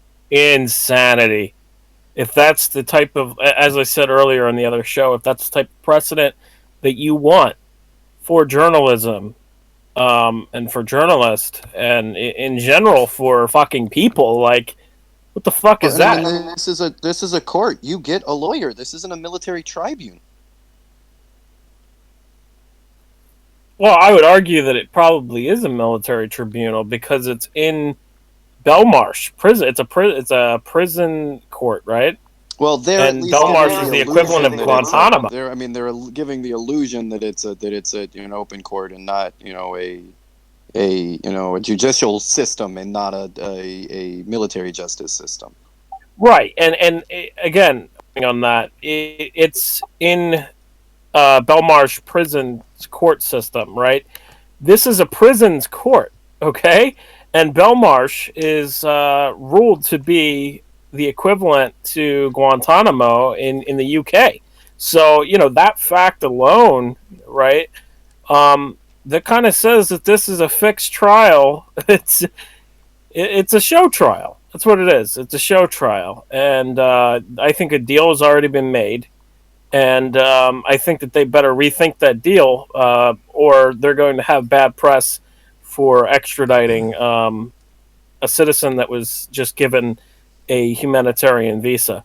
So I think that that's very positive for the case, and that um, this can go uh, anyway right now. I think that a lot of things are happening in favor of Julian, and I really just hope that we get more good news, and that we stop this extradition, because not only for Julian's life but also for our future freedoms and rights. Yeah, this has been terrible to watch. I mean, just the years and years of this game. It's just been, a nightmare. Yeah, I want it to come to an end, and I want I want him to be free, and doing his own thing. yeah. This is not just going to be playing in the UK courts, though. I mean, Assange lawyers are going to start a separate case at the European Court of Human Rights in Strasbourg.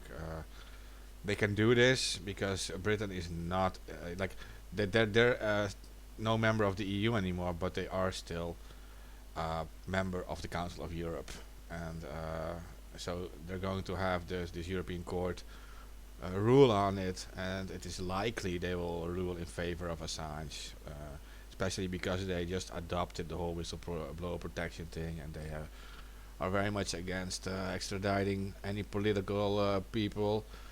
Uh, so this is one positive thing of the European Union actually trying to form some kind of like bigger front, right? They want to show they have some balls now, right? And like when America has always been like the huge force in the world, Europeans they actually are trying to like show the world that they're like a strong force too now. And Another there's big no thing. real there's no real benefit for you, being the U.S.'s lapdog.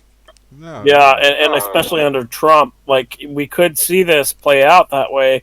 It could play out that way where the EU goes against Trump. They want to go against Trump, right? This would be a big win for them if they do that, and it might be that they use that politically to say, we prevented the extradition of Julian Assange. See, we're good people, like like. But if that's what they want to do, go for it, right? Either way, as long as it stops his extradition, I don't care. Yeah, I'll support you in that. Whatever, man. Exactly, that's the thing. Like, if they want to do that and use it as a political stunt, go for it. Um, and to show up Trump or whatever, because we don't really care what you do as long as you're not extraditing Assange. Um, Yeah, I'm not particularly worried about why you're doing the right thing, just that you're doing the right thing.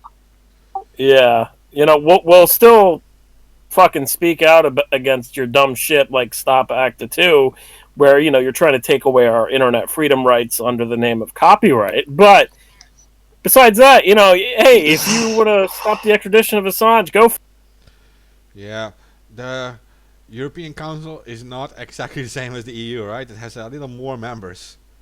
Like countries like Turkey are in it, for it. Oh, example, too. I didn't know that. Yeah, no, the actually the population size is a lot bigger than the United States population size.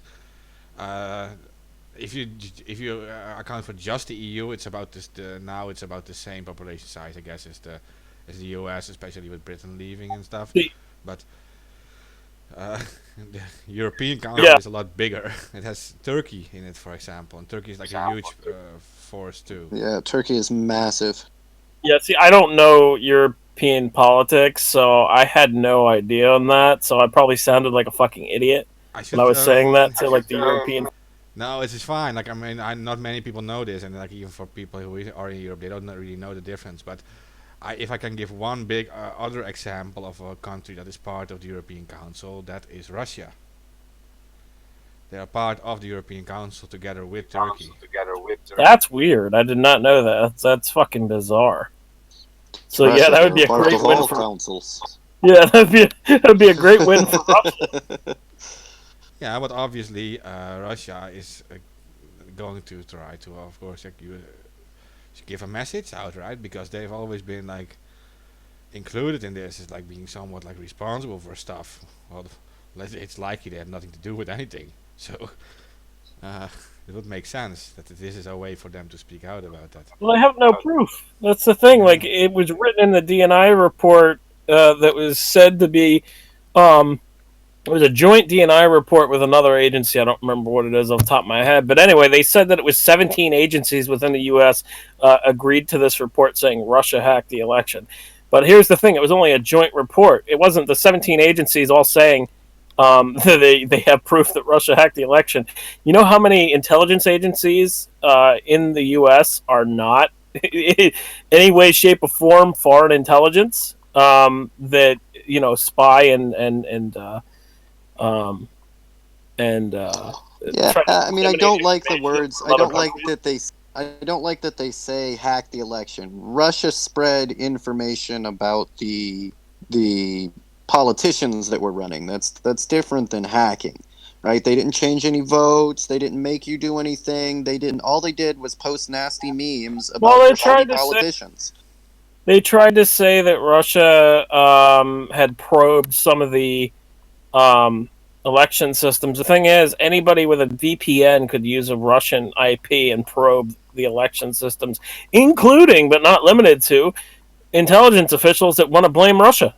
like, Yeah, I so mean, I don't. I don't. I'm not. I just. I see that there's a lot of people that that try to. I mean, try to cover up the underlying problem here.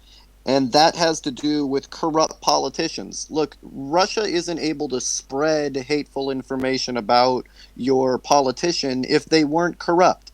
You know, they posted Yeah. all sorts of nasty stuff about the Clintons, but everything they posted about the Clintons was true. They posted all sorts of nasty stuff about Trump. Everything they posted about him was awful, was true as well. So, I mean, I think the underlying problem is Russia has no ability to spread dirt about your politicians if you don't run dirty politicians. And you want to blame Russia for exposing your corruption rather than blame yourself for being corrupt. Yeah, and in regards to that, the UK had more meddling in the election than Russia did. You have SEL Group or Cambridge Analytica, right? You have them, and then you also have Christopher Steele with the MI5. You know, fucking the UK had more meddling in the 2016 election than any country, but As did Israel. yeah, I was gonna say maybe Israel. Maybe Israel might That's be no maybe. There's tied. no maybe about it. I think New York Times also did a story about it. I mean, the thing is, I mean, I think we need to deal with our corruption so that our enemies don't have these tools against. You know, you don't want, okay, the Russia spread, tons of pictures of Bill Clinton on the, Lolita Express, right? Of Bill Clinton hanging out with children, and related to Epstein. Rather than say, hey, why do we have politicians that are involved in child molestation circles, right? You're pissed off at the Russians, and that makes no sense to me.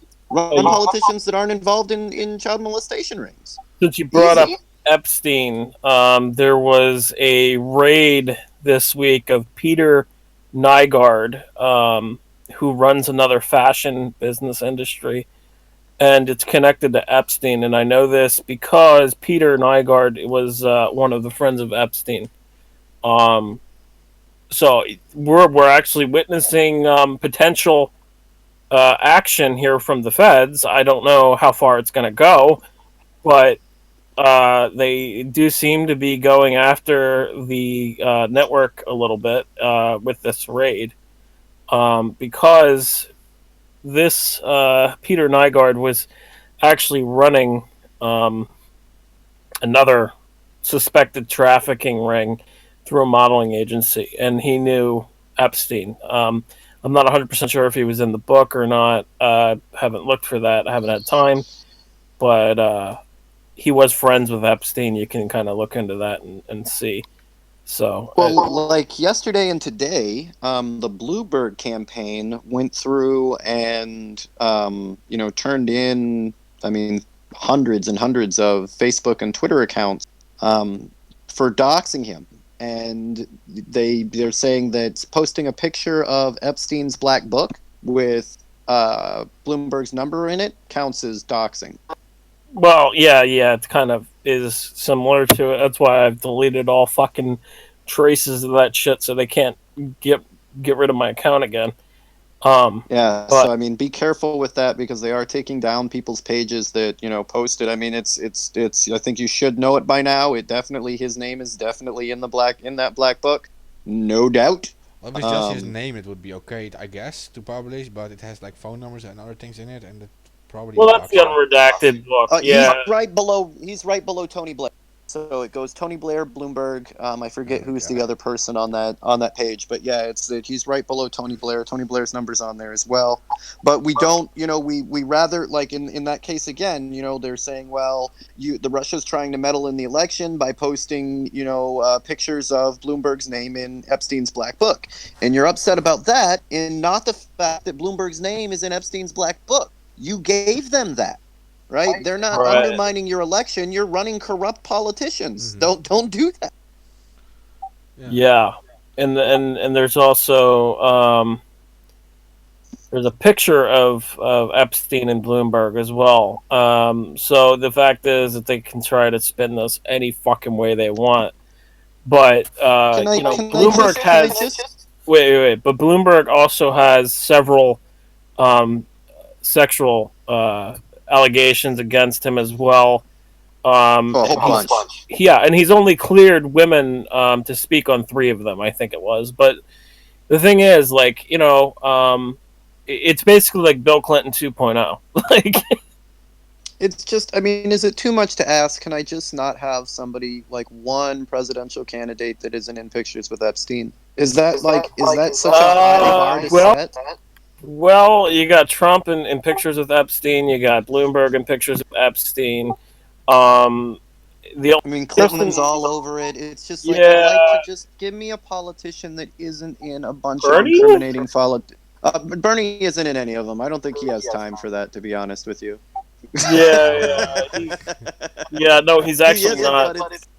but In he's regards also to not in that, what the establishment wants to run either, right? And oh, that's well, like, there you if go. everybody, That's the candidate everybody should, because the establishment doesn't want him. You know, like that's how I pick my presidential candidate. It's like, oh, the establishment doesn't like them. Oh, that's the person I like. that's my guy. Yeah, that's my guy. Except, Yeah, I I don't. just think that it's such a it doesn't seem like it's, that your pool of hurt people are so small that I cannot have a presidential candidate that isn't in incriminating pictures with a well-known child trafficker and child molester.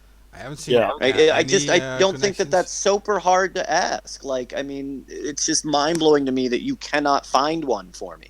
I haven't What seen were you any trying to say, Mark? I haven't seen any connections with Bernie directly, but with Tulsi we do have them again. The connections, not with the whole book and everything, but we do have the connections indirectly, maybe with the whole CFR thing, where he was deeply involved. Yeah, She was a member of that. Too. she was a member. She was a member of the CFR, yes, but and I'm not trying to defend her, but the fact is that she was a member of the CFR because she was on the Armed Services Committee. So since she's on the Armed Services Committee, it's like it's like you have to be a part of the CFR, and that should say something that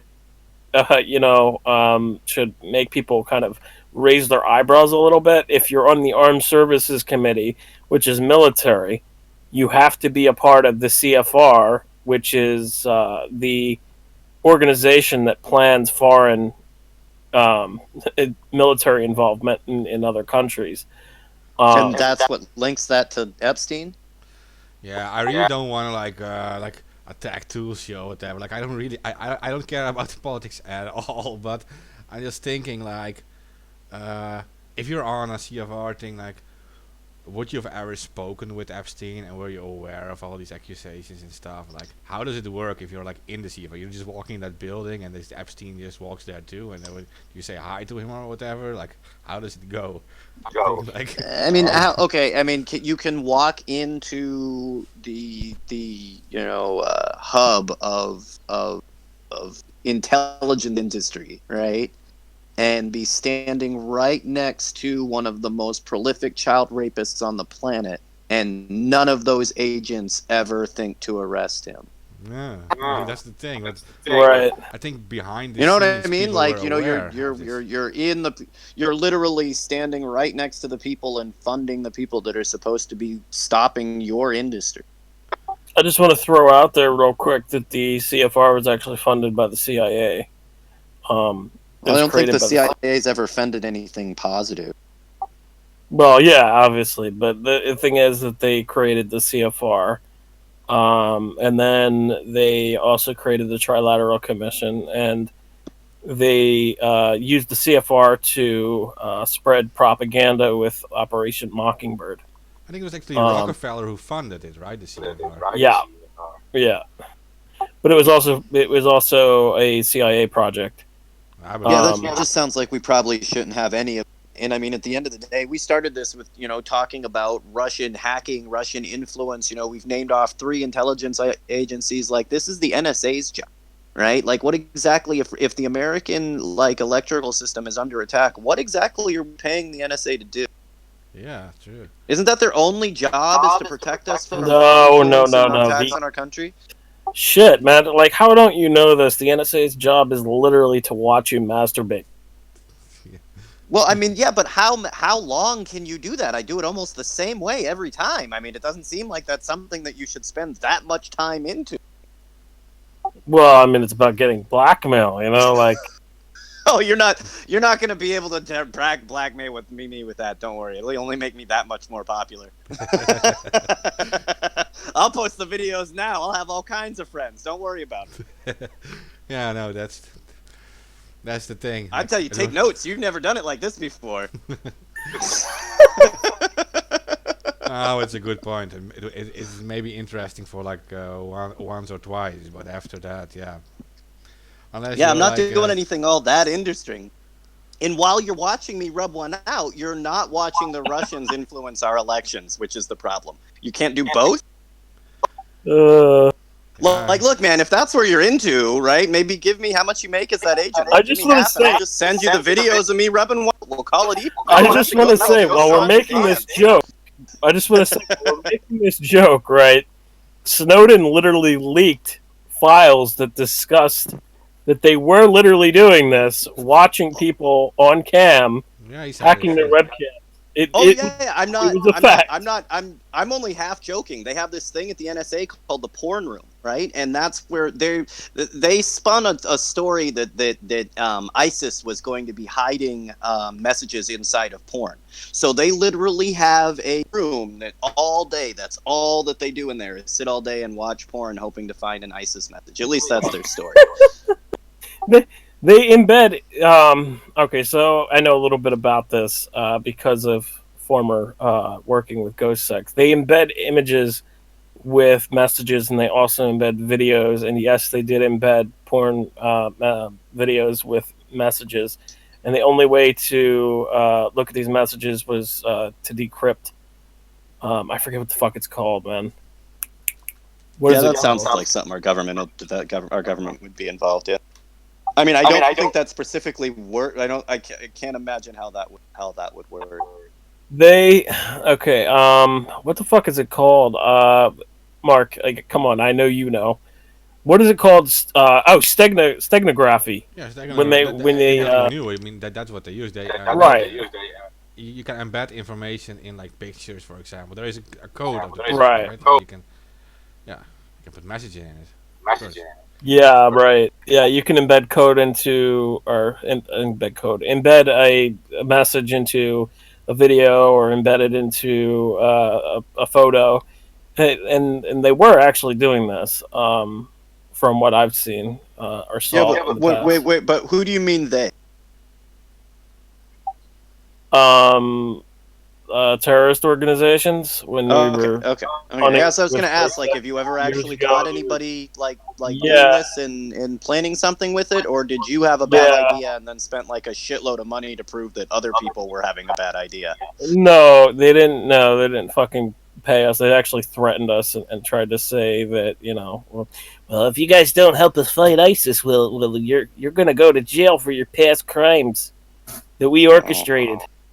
But yeah. So I mean, like, Well, steganography is very old. I mean, like hundreds of years before Christ, they already did it. And what they did, they would like make you, they would cut off your hair, right? Make you bald. Then they would tattoo a message on it. and Write your a hair- message. Yeah, and your hair Yeah. would grow again, and then the message would be hidden on your head. So yeah. yeah. Well, that's a one way to do it, I suppose. Well, they'd write it. See, they used to trade people, right? Like cards. So they would trade slaves back and forth, and that's how they would put messages in between their slaves, is they would tattoo or write something on their melon, because they're too stupid and inbred to remember a simple fucking message. Hmm. Yeah, so that's kind of the same concept as building it into a picture, I guess. I mean, yeah. Yeah, either way, they spend a Symbolic. lot of time and a lot of effort to watch other people rub one out, I guess. Yeah, And yeah, then- that's true. that's- And they were that's- also they were also like spying on like cam websites and stuff like that. That all came out of the Snowden leaks. Like it's all information that was included in there, and it's sad because the archive for the Snowden leaks is basically like fucked thanks to the Intercept and Greenwald giving the archive to the fuck's his name, Pierre Omidyar, I think it was. But anyway, the fact that he gave the Snowden archive to an intelligence asset is it's pretty shady. I'll say. Okay, just real quick, you guys were talking about Assange and the Switzerland thing. I think you guys were referring to John Shipton giving this message that Switzerland actually gave a humanitarian visa to Assange. It offered to take care of medical issues for 3 months. So he is welcome there. And in the meantime, politicians are trying to actually get asylum for him too. But I think the visa. Oh wait. So you're telling me the country that drug him on is now giving him a humanitarian visa? Switzerland. Oh, Switzerland. I thought you said Sweden. Maybe I said it. I don't remember anymore. Maybe I said it wrong then. That would have been that's some cold shit right there. Yeah, that's what I was like. I thought you said Sweden. Like I could have swore you said Sweden. And I was like, wait, what? But well, anyway, it's Switzerland from Geneva. So yeah, I just think that if it was Sweden, that's messed up.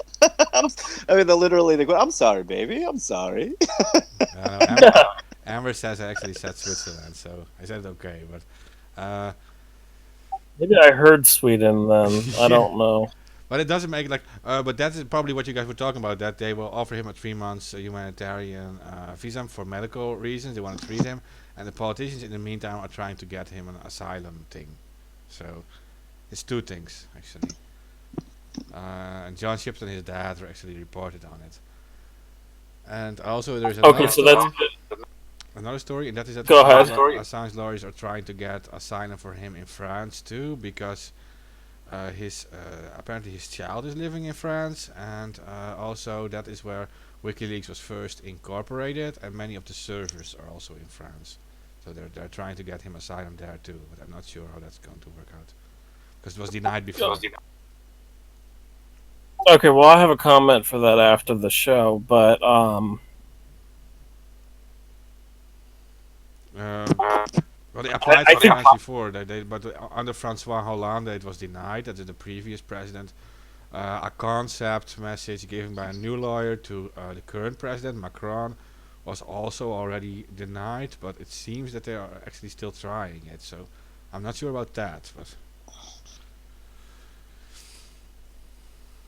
Oh, and yeah, some countries, like, while it's processing, you get kind of a buffer time. I know New Zealand, if you had some sort of issue with your visa, or, you wanted to, you wanted to refute something, or, you weren't happy with their with one of their decisions, you could appeal it. And that appeal time gave you, time as well, for it to process.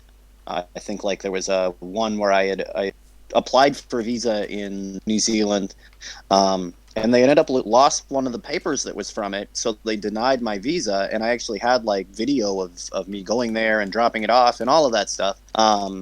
But in the time that it took to process, it was like 3-4 months to process, and they did like give me the visa, but by the time they gave me the visa, I had already left the country again. It took them total like 6 months to do it, and I was only there for like 4.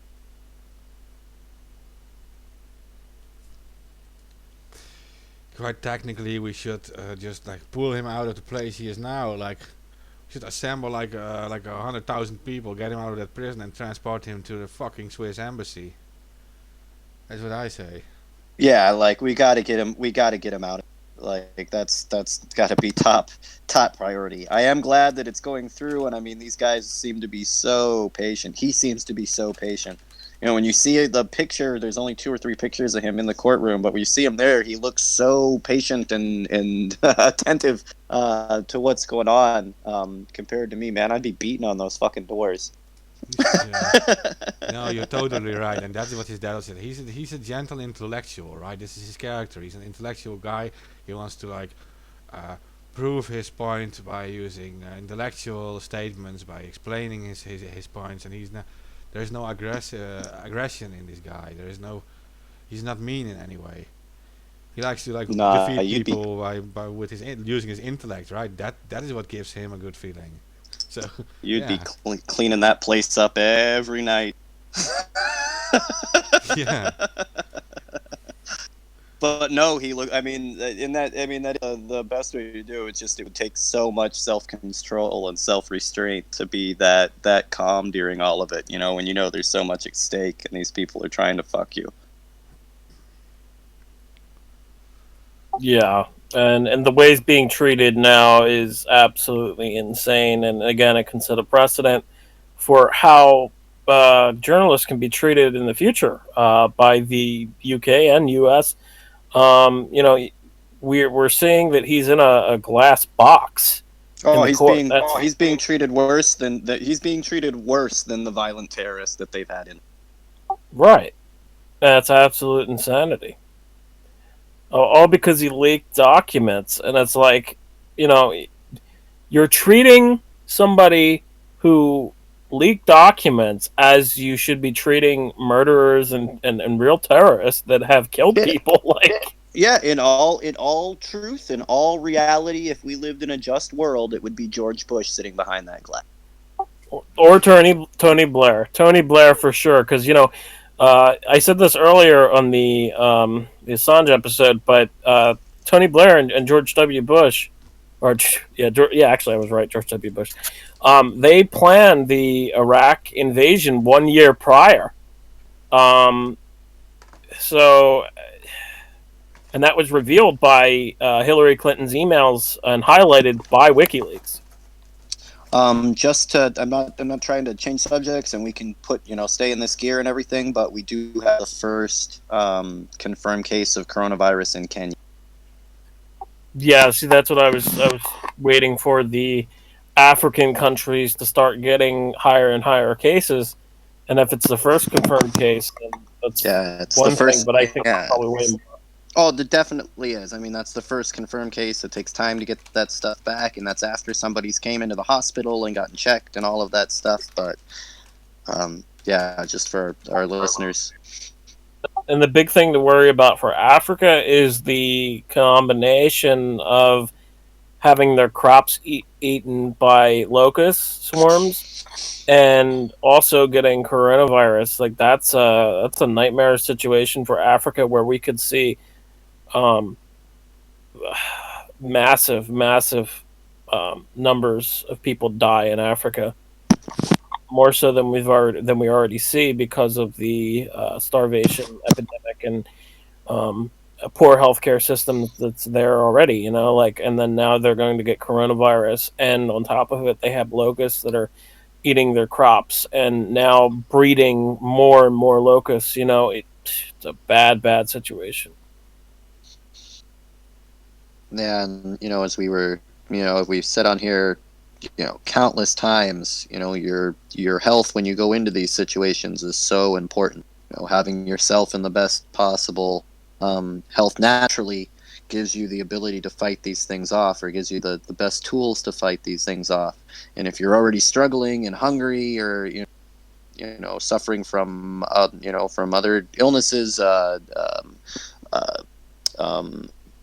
your vitamin and minerals are low in your body. All of those things can cause you to be more sick, or be affected by it even more than you normally would.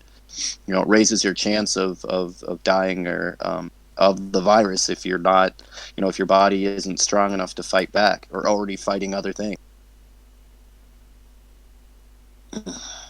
So yeah, that we just wanted to kind of update everybody before it moved, we moved on to the next subject. But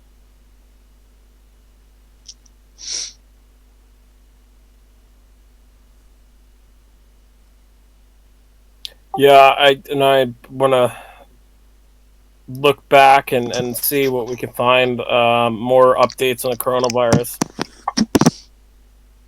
well, I mean, it's one of those things, they trickle in. I try to post every 4 or 5 hours, if there's a big jump or change in something. Then I try to post that, or we try to post that. But it's gonna be nonstop for the next 2-3 months. It's gonna be difficult. There's gonna be a uphill battle in getting out real information and getting prepared. Yeah, expect it. It's one of those things, right? We're just getting started. Yeah. Well, China might be calming down a bit, but it's now really hitting the other places in the world. South Korea, Italy, it's not going everywhere. So, and we're not even sure what the numbers in China, by the way. It could not even be calming down. Right. So yeah. Right. Yeah. Yeah. I Sorry, was gonna sorry. say. Yeah, I was gonna Yeah, say. because to say things are calming down, but that's really, they told us everything was fine, everything was under control. Blah. I mean, we have heard they've always said that everything's calming down and everything's fine. I don't think they've said anything other than that, and it's never Yeah. really been under control.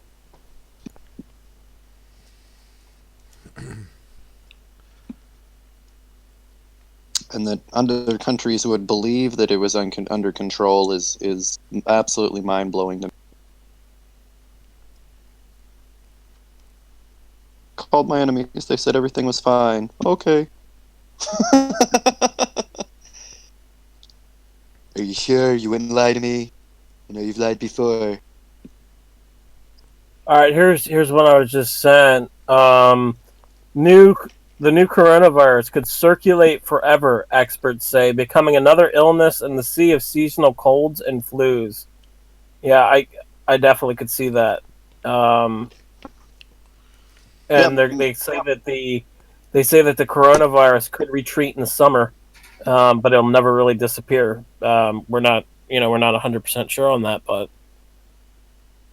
Yeah, I mean, in our current environment, we don't really cure diseases and stuff. So that's not a shock to me. That's pretty much what they're describing there is exactly what they want, right? Every year, it's a continued problem for forever, which is their way of thinking. And they get really upset if you try to if you try to upset that balance. yeah.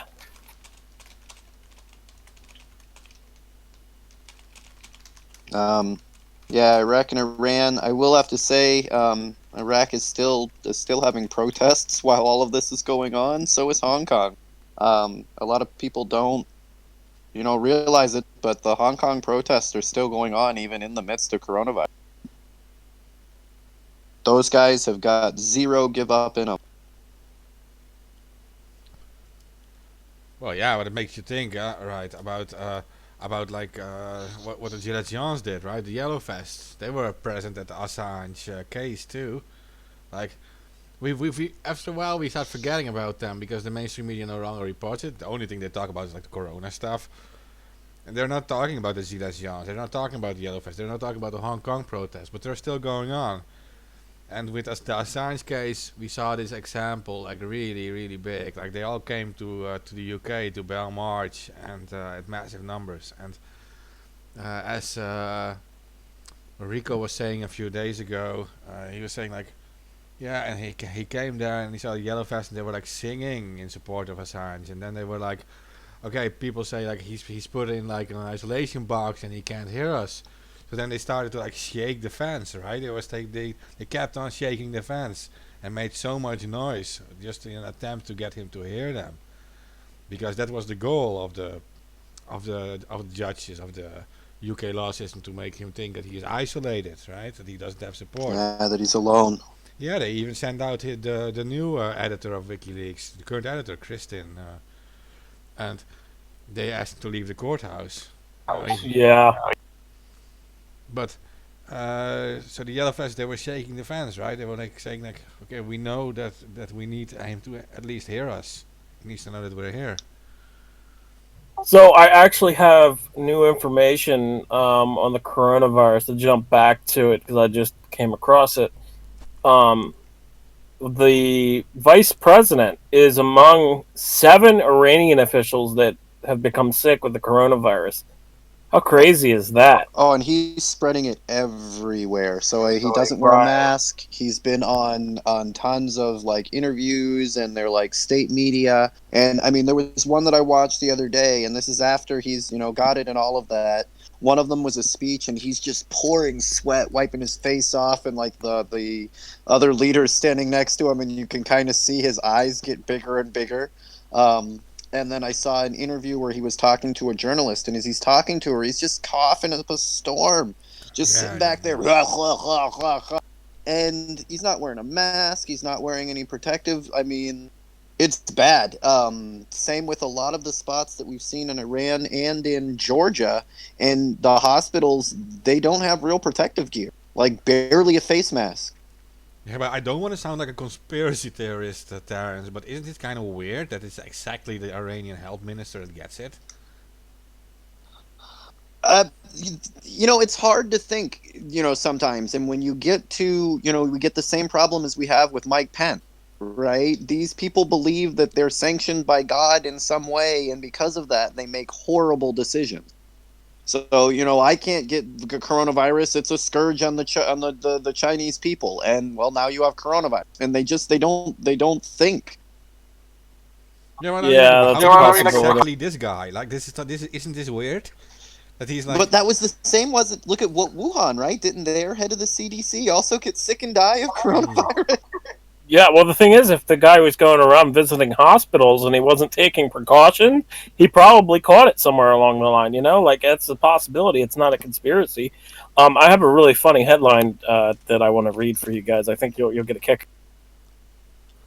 Wisconsin police warn local citizens Jeez. that meth may contain coronavirus and offer to test it for free, telling citizens to bring their meth to the police department to have it tested for free. If you're, you know what? If you're dumb enough to that's like that's a cry for help moment. Really, is what that is. If you need to get, if you need to get some help, that may be your moment, man.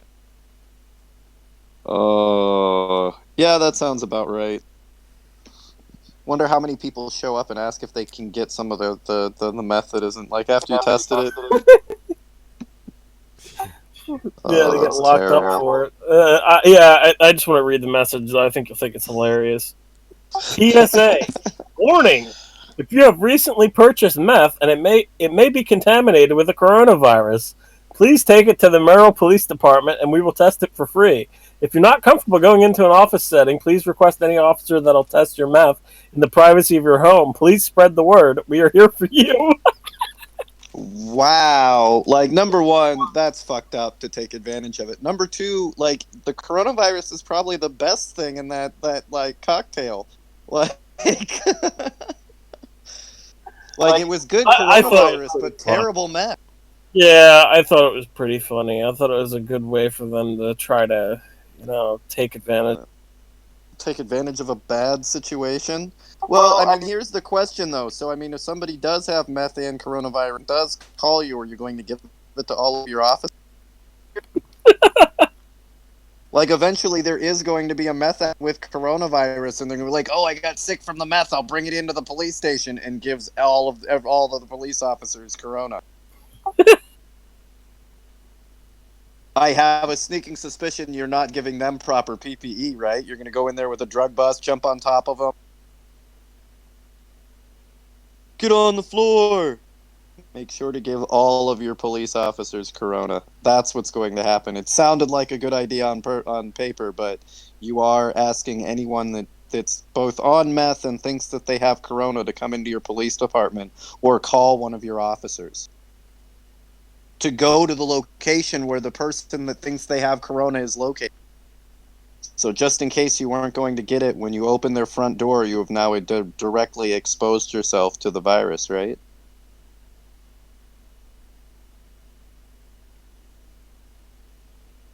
You guys need to hire smarter police officers.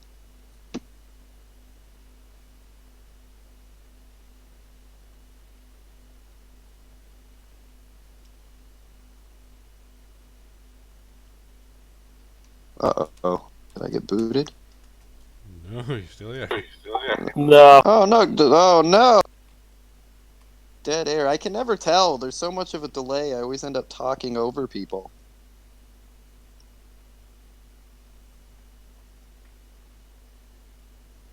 So, yeah, what else do we got on our trusty list? Kind of do want to warn people. There's a bunch of scams going around at the moment for masks. Do not buy into this crap, guys. But like, yeah, there's just a ton of them.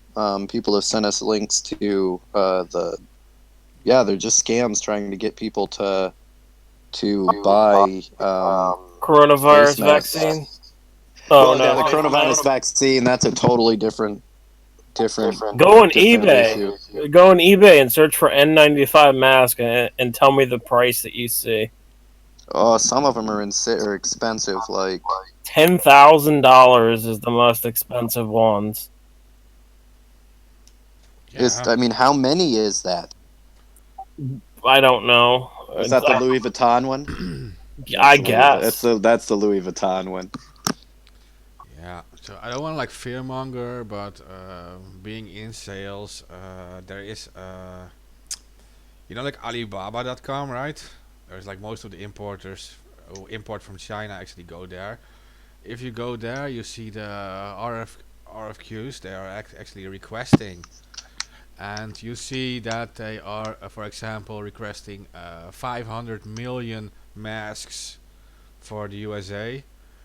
There are people from Colombia asking for hundred thousands of masks. There are people from Germany asking for millions and millions of masks. It is all over the world, and all the suppliers are pretty much empty. So if you are producing masks, you can literally become a millionaire overnight right now. So if you want any business opportunity, start making these masks seriously.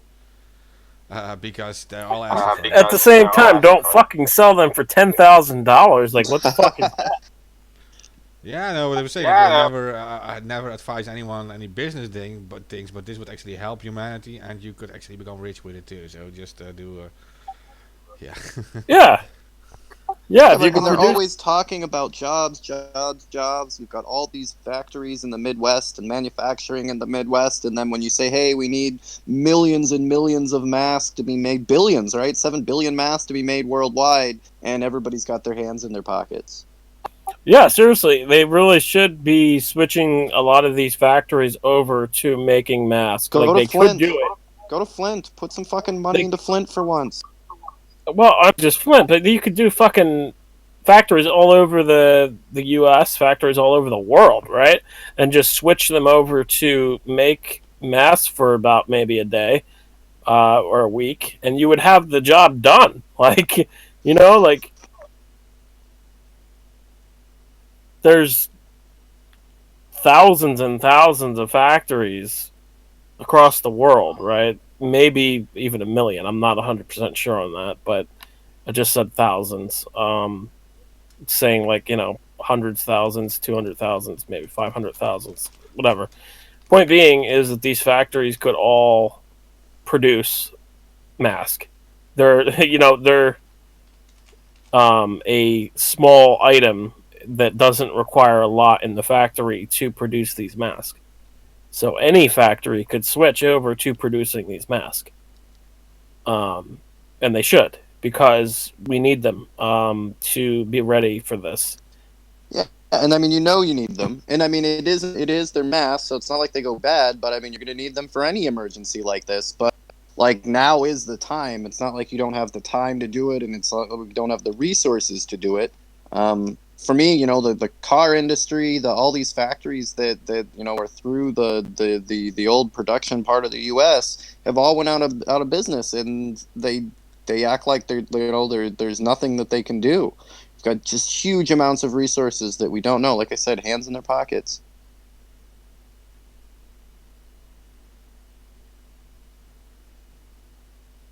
Yeah. Yeah, there's a lot of lives that could be saved with just basic requirements for an emergency. I mean, for a medical emergency, and they haven't even done that. CDC bought like got billion bullets. A billion forgot to buy face. You bought a billion bullets before you bought face masks. That doesn't. You're the CDC. Why? Why would you do that? Whose idea was that? Like, on the scale of things that you would need as the CDC, the bullet should be at the very bottom. But no, they got bullets and body armor and gas masks and gas launchers and tear gas launchers, tear gas grenade launcher. No gas mask or no face mask. And I wonder, we're in the middle of the election. Both, Trump and Bernie are having huge rallies everywhere. And that's going to eventually kind of going to be a problem with coronavirus. You probably aren't going to want to be in like huge groups of people in a stadium packed together.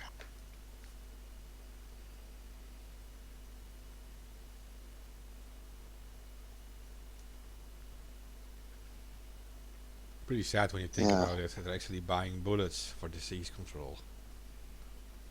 Yeah, yeah, and before you bought the like important, the important things, like I said, even with this, we've spent billions, if not trillions, of dollars in researching, bioweapons like this, viruses that are bioweapons like this, where we could have spent that money to like to fight viruses, to make antiviral medications, to do all sorts of great stuff. But instead, we just spent billions of dollars to turn, viruses that make you sick into weapons that we can never use. Yeah. Even now, you've got, we talked about Montauk, right, or that facility in Montauk. Mm-hmm. It is a state-of-the-art biomedical, bioweapons research facility. You could get the top 1,000, virologists from around the world, right, the best of the best, the smartest scientists, doctors in the world, and give them access to that facility, and they would be able to figure this out in no time. They're not going to do that. No, no, no. Instead, we put Mike Pence in charge, and nothing can go past without Mike Pence's approval. This is a bad idea. And I mean, I don't, like we said it before, I don't trust the whole end timers thing, and being in charge of infectious diseases. That's a bad idea.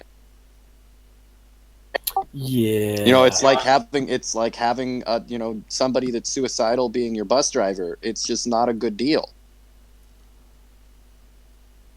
Your idea of a great end, and my idea of a great end are two completely different things. You're hoping the world, gets destroyed in death and destruction and war and pestilence and diseases and all of that shit. I am not. That sounds bad to me.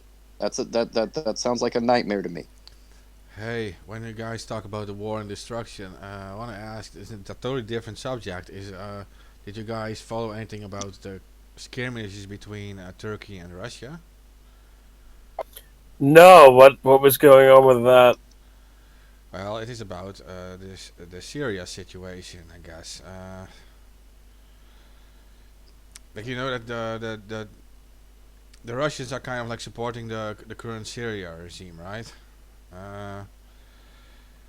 The Turkish are trying to destabilize it.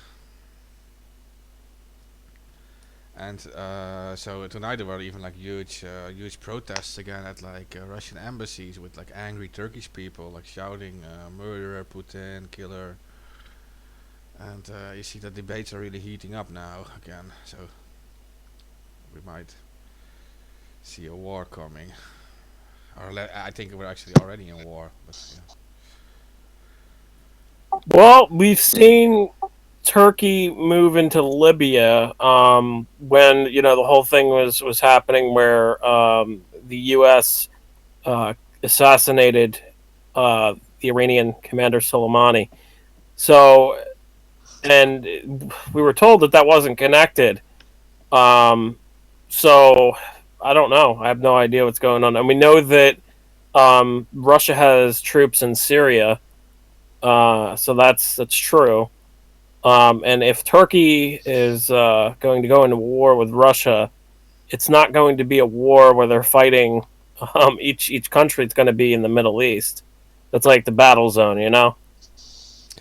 Yeah, so apparently the big thing that happened was 33 Turkish soldiers died and about 30 others were injured, and it's said that this was done by the Syrian regime. that the Syrian regime actually did a raid, and Mm, the Syrian regime seems to be supported by the Russians. So right. yeah, Well, yeah, they have. The Russians have financial interest in Syria, and so does China. So that's why when we see these calls for invasion into Syria, I shudder and say, "What the fuck are you trying to say? You want to cause World War III?" Like, because there's financial interest there for both countries, and you can hate Russia and hate China as much as you want. When it comes to fucking with their financial deals, that's where it'll get dangerous and put us into a situation where it could be World War III. When you start getting into the interest, right? Because they Yeah, don't have any. You're not. You don't want land. You don't.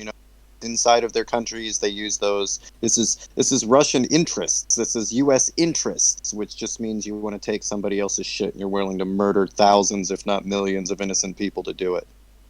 Interests. yeah. Well, let's hope it doesn't become like a full-scale war between Turkey and Russia. I mean, Turkey is the second largest NATO army, and considering like the ground forces, they would pretty much walk over any army in the region. Uh, so there's nothing that's going to stop them, and that would end in like mass murder because like Putin and others, yeah, they will have to like use like the really heavy weapons, like yeah, Well, not nuclear weapons, everybody's right? got. Yeah.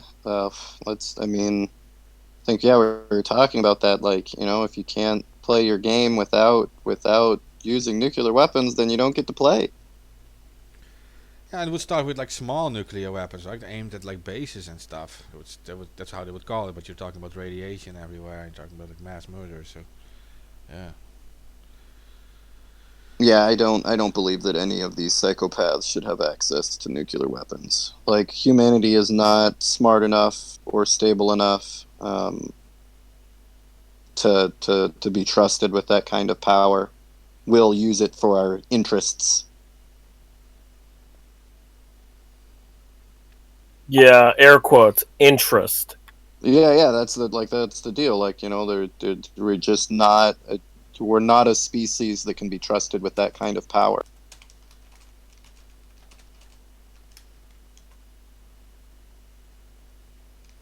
Yeah, I definitely agree with you. But yeah, we'll see. We'll see how it plays out. I mean, everyone's going to need to calm down. At least until we're done dealing with coronavirus, you're not going to be able to. I mean, maybe they'll try. I don't know.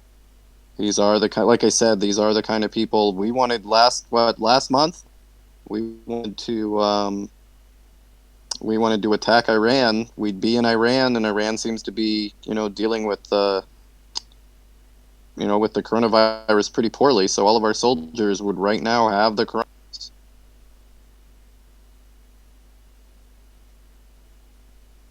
It might be a blessing in disguise. Honest, I mean, Well, I mean, sorry to say, but depending on how much they fall, it just shows how weak their system was. yeah, right. And that's another thing that the whole system could collapse under this.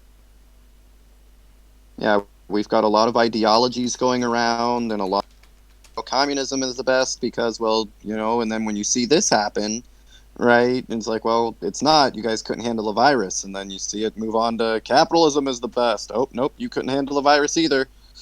Like you just go through. I think the Pope's got it now as well.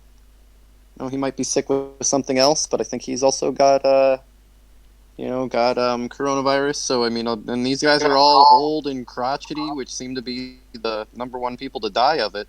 It will be interesting to see all of these old, mean, fucking backwards religious leaders to die of coronavirus. Every single one of them tells us they're blessed by God. Well, in regards to the Pope, yeah, we're not 100% sure if he has coronavirus or flu, but he was sick, and he did say that he could not do the prayers today. So Yeah. Yeah, so I mean, having the systems that react well to this will you run the chance of undermining yourself by not being able to handle the simplest of tasks when they've told us that they can do so much. Right? They're going to destroy this person and destroy that person, and they're going to go into space and they're going to do this and that and the other, and you can't handle a virus. Like maybe you're not quite as powerful and influential as you thought you were. Maybe you're not quite as plugged into God as you thought you were. Maybe you aren't quite as blessed as you thought you were. Right. Yeah. It's very interesting. What's going to transpire? You know, you have, like I said, there was 7 Iranian officials that are um, infected with the virus. You know, if Iran's officials are getting infected this easily, how many officials in China do you think were affected that weren't publicly um, told? Um, because you saw Zai and you saw others going around to different hospitals. Unless it was a PR stunt, I have no idea. Like it could be, right? Always with these things, you have to understand. Like it could be a fucking PR stunt. That might not have actually been a hospital.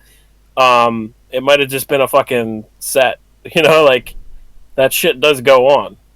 And especially if it's that dangerous, why would Zai go there? He wouldn't. So, it could be a publicity stunt. But if it's not, and they were going around to different hospitals, how many other officials in China got infected with this? You do have the Chinese Disease Center, or CDC, not to be confused with the U.S. CDC. Um, One of the officials died from the coronavirus. So, you know, it's like things like that. How many other officials in China are infected? If there's 7 officials in Iran that are infected. Yeah, quite a few, and I mean, all the way up until they died, they were pretty much denying everything that was going on. So, Mm. and you have to think that China probably put quite a few resources into keeping them alive just to keep from looking stupid. But when their head CDC guy died, when that doctor had died, they tried to cover up both of those. Another one where they tried to have everybody marked as fake news when we posted about his death. No, Yeah, he's yeah, alive. He's alive. Yeah. Okay, show us. Okay, yeah, he's dead. yeah. That's very true. They denied it up into the point where the first whistleblower, basically, he died, and then it like kind of spiraled out of control for them because now the Chinese people were protesting for this dead doctor. What was his name? Li Chang. Is that what it Mm-hmm. was, Mark? Yeah. Lee was the And I first mean, he name, was. but the second name was like a very long name. So Yeah, and that was the Oh, one. He was okay. the he was the whistleblower that tried to warn us about all of this, and yeah, they arrested him, and I think I just read the name, or not read the name, but I think I just remembered the name from that book that you yeah, showed me. I yeah. think that says Li Chang. Pretty scary that book, by the way. Did we the even guy's mention just it? it's just a hero, and I mean, barely talked about, and they treated him so horribly and arrested him, and I mean, did so much to try to silence him, and all he was trying to do was warn us that this is coming. And Right, and he was trying to warn in December, and then they arrested him in December, I think, or was it arrested in January? I don't remember 100% on that one, but I know he was trying to warn in December. yeah, it's just, I mean, it's crazy, and it's one of those situations again, like the one person, it's like Assange, right? You arrest the people that are whistleblowing, that are speaking the truth, and then nobody's held accountable after. When you have, okay, so you arrested the doctor that was trying to warn everybody of coronavirus, right? Yeah, yeah. So why aren't you arresting the people that gave that order? Right? Right. They put us all. They put the entire world in. They put us all in danger. You know, with poor decisions or authoritarian nightmare, call it. But you should be responsible for fucking us all. That guy's a hero, which makes you a villain. But yet the punishment for heroes is immediate, and then the villains never get punished. I mean, same with Mike. When Mike Pence fucks this up, no harm done. No more harm done than Katrina being fucked up. No more harm done than Puerto Rico being fucked up.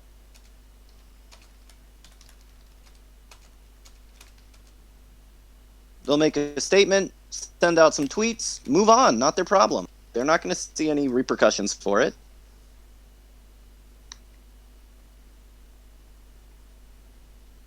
Yeah.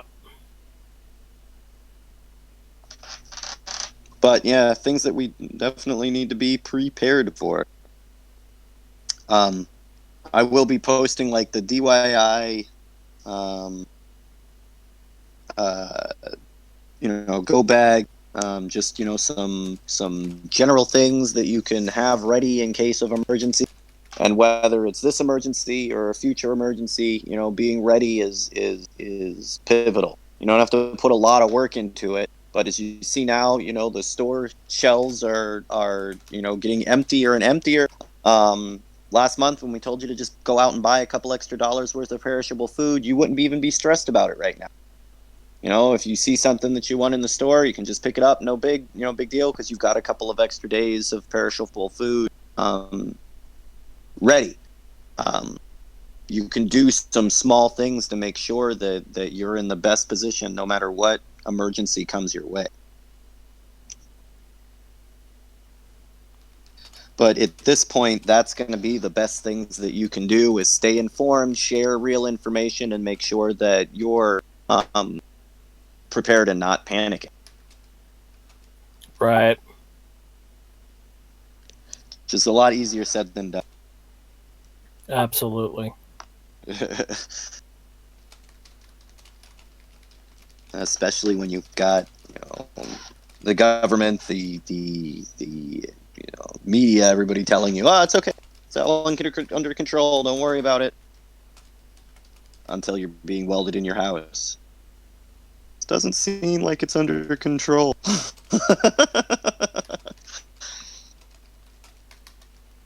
I mean, you joke about that, but at the same time, that's true. So yeah, it's just like, as somebody's welding you in your house and telling you it's under control, I just don't feel like it's under control.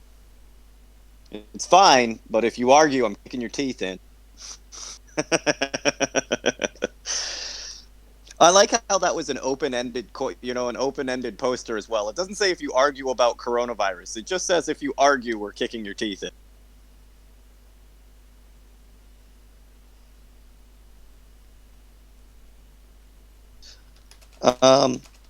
Yeah, I know we've had like 2 shows today, and we normally don't do 2 shows, so I don't think are we doing a full 4 hours today or tonight? We can't do 8 hours of radio a day. Yeah, I know we can stop it soon. Yeah, I know we have like. Yeah, I mean we've got like great aspirations, but 8 hours of radio non-stop is rough. The thing is that sometimes there are these guests, especially on Twitter, and like when you contact them, they will say like, "Oh, I got some time now," but after that, I don't have time for weeks anymore, right? So they come in like quickly, and you have to like decide in like 30 minutes or something to do like directly a show, right? So sometimes we have these emergency shows, so to speak, and it's really unprepared, but. Yeah. When I saw the post about it, I tried to get even the flyer. I didn't get the flyer out until like 20 minutes before you guys went live. Yeah, I know. Like, you should actually plan these things better. But sometimes, like this lady who was in the show. This lady who was in the show. She actually she went to Belmarsh to the prison, and she gave like a huge speech, and that's how I kind of like noticed her. She also delivered a letter to to the judges. There's like a huge letter signed by all these lawyers and judges to appeal for his freedom and stuff. And it was like an all women delegation delivered it, like four ladies, and they were delivering all these signatures. And they still have it online, by the way. You can find her Twitter on Deepa, so that is Deepa, and then an underscore symbol, and then diver. So Deepa underscore diver, and then you find her. I thought it was driver.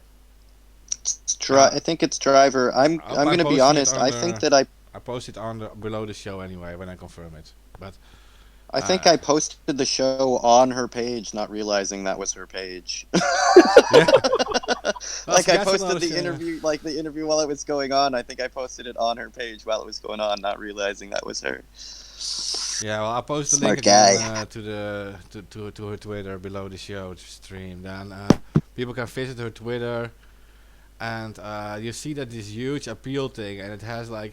She asks for help from lawyers or people who were formerly in law, like ex-judges or whatever, to sign this and to appeal to the UK judge to let him go.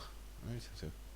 I've been completely just blown away on the amount of support and from how many different walks of life and groups that supporters came from for Julian Assange. It's just been amazing. You know, we were talking earlier about the Yellow Vests, and I mean, they've never stopped protesting. You know, protests are still going on in France. You know, it's amazing.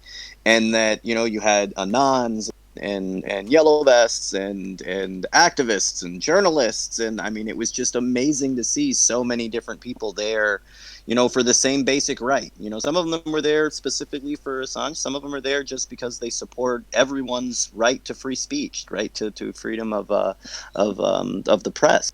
I say it that way because our rights are set up that way, that they're kind of, you know, one and the same, but it's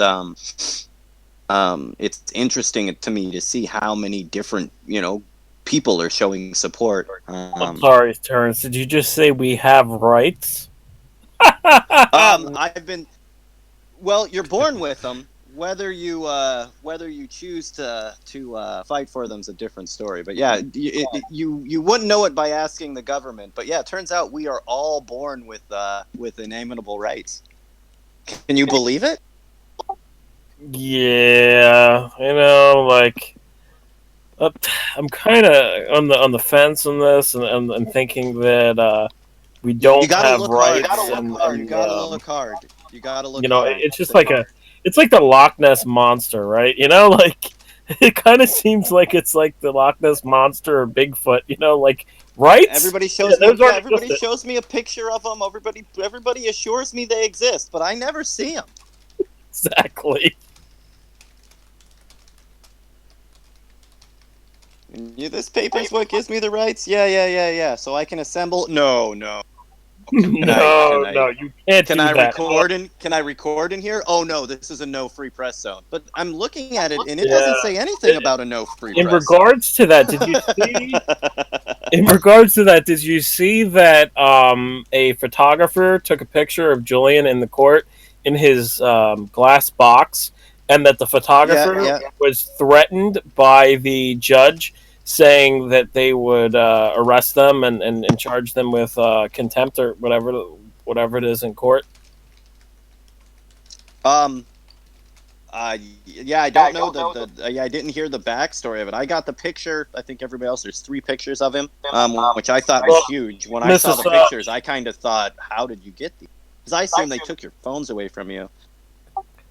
Yeah, it was a picture that was snuck inside court, but Miss Assange was posting about it and said that that the person who took a picture was being threatened with prosecution for taking a picture in court of Julian, which is absolute insanity. You know, like journalists are allowed to take pictures in court, as far as I know.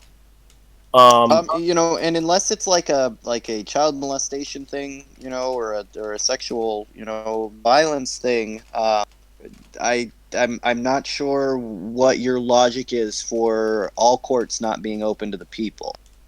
Like, why do you need to have secret courts? I don't trust secret courts, and I've never heard a good argument for a secret court. Also, Courts, again, in their essence, need Assange to be can't open. hear his own hearing. Yeah, What he's the just fuck watching is it through that? the glass. Yeah, it's like, oh well, you can watch, but you can't hear what we're talking about. The fuck? Like, oh, you can't dispute with your lawyers like some of these charges, like for instance, the false accusations that Assange didn't use journalistic integrity and redact some of the names in these documents. You know, like That's got to be hard for them to. That's got to be hard for them to argue. We're really upset that you didn't use journalistic integrity and redact any of those things. I thought you did, told me I though. wasn't a journalist. Yeah, but he did. He did redact Oh, names. That's the tons. thing. Like, We posted the video of him calling the White House.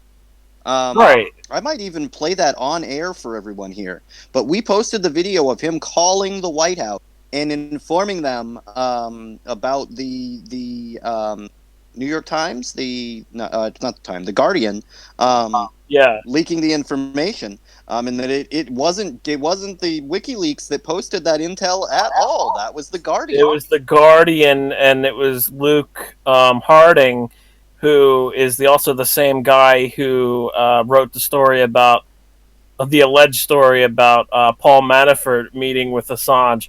And if that doesn't tell you like that guy's intelligence, I don't know what will. But he posted in the book, he posted a password to the unredacted files, and that's absolute insanity. And the fact that they're going after Assange and not after him is like, what the fuck, you know? Like, I mean, I don't advocate for them going after anybody for journalism, but but the Guardian was the one that posted it unredacted.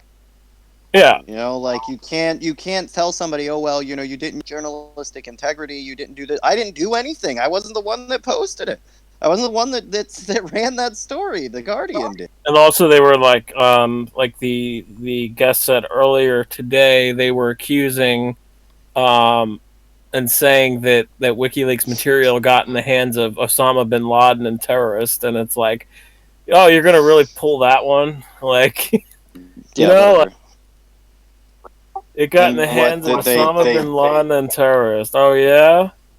What exactly was Osama bin Laden? Yeah, what Osama bin Laden has the video of you committing crime? I think they literally just pulled a fucking name out of a hat and was like, "Oh yeah, all right, let's see who did we kill as a terrorist?" Scary names.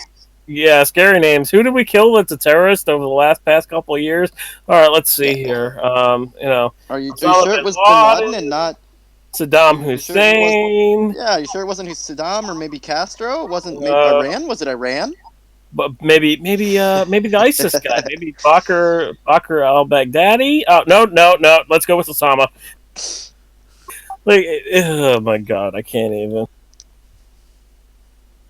Yeah. And this again with the Osama case, I just want to remind our listeners that they literally dumped his body in the fucking ocean, and the Navy SEALs that were all involved with the raid all died in a helicopter crash. That's all I got to say about that. Weird. Everybody that knew anything of him right before a book came out too. It's just weird. Yeah, it's another moment that we may never know. And the people that are involved are so dirty, it's impossible to find out the truth sometimes. Well, where the fuck did I read it? I think actually I read it in WikiLeaks. I'm not 100% sure, but they actually there was documents that said that they didn't dump his body into the ocean, and they actually brought him to was it Fort Bragg? I don't know. I don't remember. Maybe. But they brought him to some base and said that they gave him like a proper funeral and shit. And I'm like, oh, okay, that's weird. Yeah, proper burial. That whole story is kind of weird. There were some fuck up that were involved, and I mean, it's just as likely that they mess up the whole story just to cover, something unrelated. Yeah. Very weird. Just to get back to this, where there's been a lot of talk about what Julian could have done and redacting information, and that he didn't, warn everybody. I'm going to let our listeners listen to this video. This is a video between WikiLeaks and the White House, where he literally calls the White House and informs them of what's going on. And I just want our listeners to actually listen to this so that they hear it with their own ears. Are you going to? Are you going to start it? Yes. Yeah. Stand by. Else you can just give me the name too. I can load it in OBS if you want, but you can just start it. Yeah. Here, I can give you guys the link if people want to see, if people want to watch it, and make sure that there's no funny business. You can see it come out of his mouth. Yeah. Here, I'll actually. This is the link on my page, but you probably have seen this video before.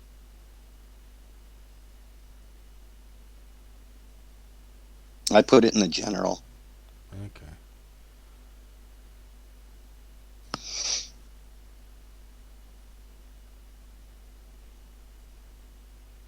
I've got it on YouTube as well, if that helps. Should I load the video in the stream? Or? Yeah, that way they can actually see it, and you're not just hearing it. Because I was just going to play the audio, but. Because this one I hadn't seen. Go ahead. Sorry. No, just carry on talking. I will tell you like 5 seconds before it starts. Okay.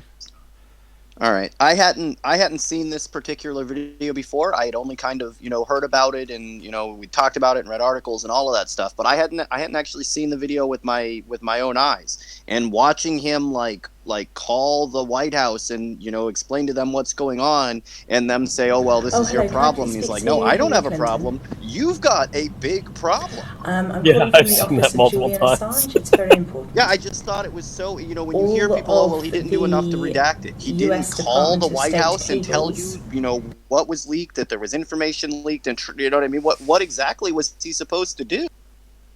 Right. Yeah, he did. He took all initiatives to warn them that the information was being posted online, and it wasn't by WikiLeaks. Yeah, and I mean, he's completely ignored. They tell him to call back later that day. Yeah, sorry, I've got national security national security information that affects people on the ground, the war effort in Iraq, that you may want to look into. Oh, you know what? Call us back later on today. Yeah. I'm going to give you our contact website. All of the US somebody with support will get back to you momentarily. We have intelligence that they are. We only have a day to 2 day turnaround time. This is an emergency. You normally you get faster. You would have got faster reply from normal help desk than you would calling the White House and telling them that they have a huge security risk up their hand. About to go, Yeah. I don't think we have very long, so. Just put him on. Who is he? Okay. Who is he? Okay. Oh, hello. Can I please speak to Hillary Clinton? I'm calling from the office of Julian Assange. It's very important. All of the US Department of State cables, we have intelligence that they are about to be put on the web, unredacted, not by us. This is an emergency.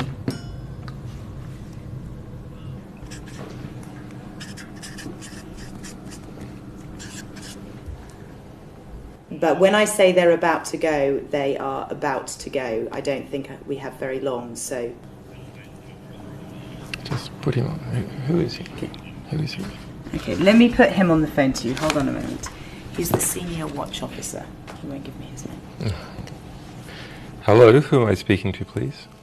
G'day, Chad. This is Julian Assange.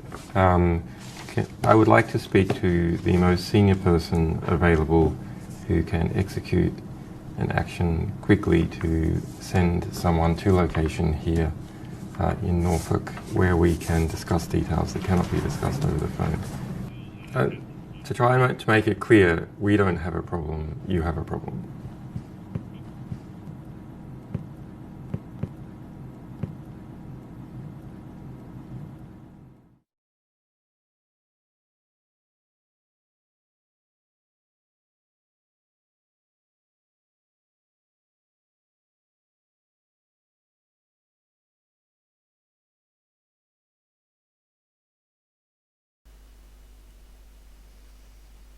Okay, we're back.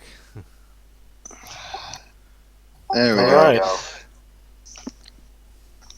Yeah, Yeah. so So I mean, as you guys can see from the video, right? I mean, you can see, they call, hey, I need to speak to Hillary Clinton right now, and they were given the runaround, and I think that video shows pretty directly how WikiLeaks was doing business, and I don't see how, besides calling the White House directly, calling Hillary Clinton directly, informing them of the information and who was leaking the information, I'm not exactly sure what else WikiLeaks could have done in that situation. yeah, they were obviously like dismissed and said call back later. We'll deal with this at a different time. And he's like, oh well, this is kind of a severe situation. Well, yeah, they told him it's your problem, and he's like, no, no, no, this is your problem. Yeah.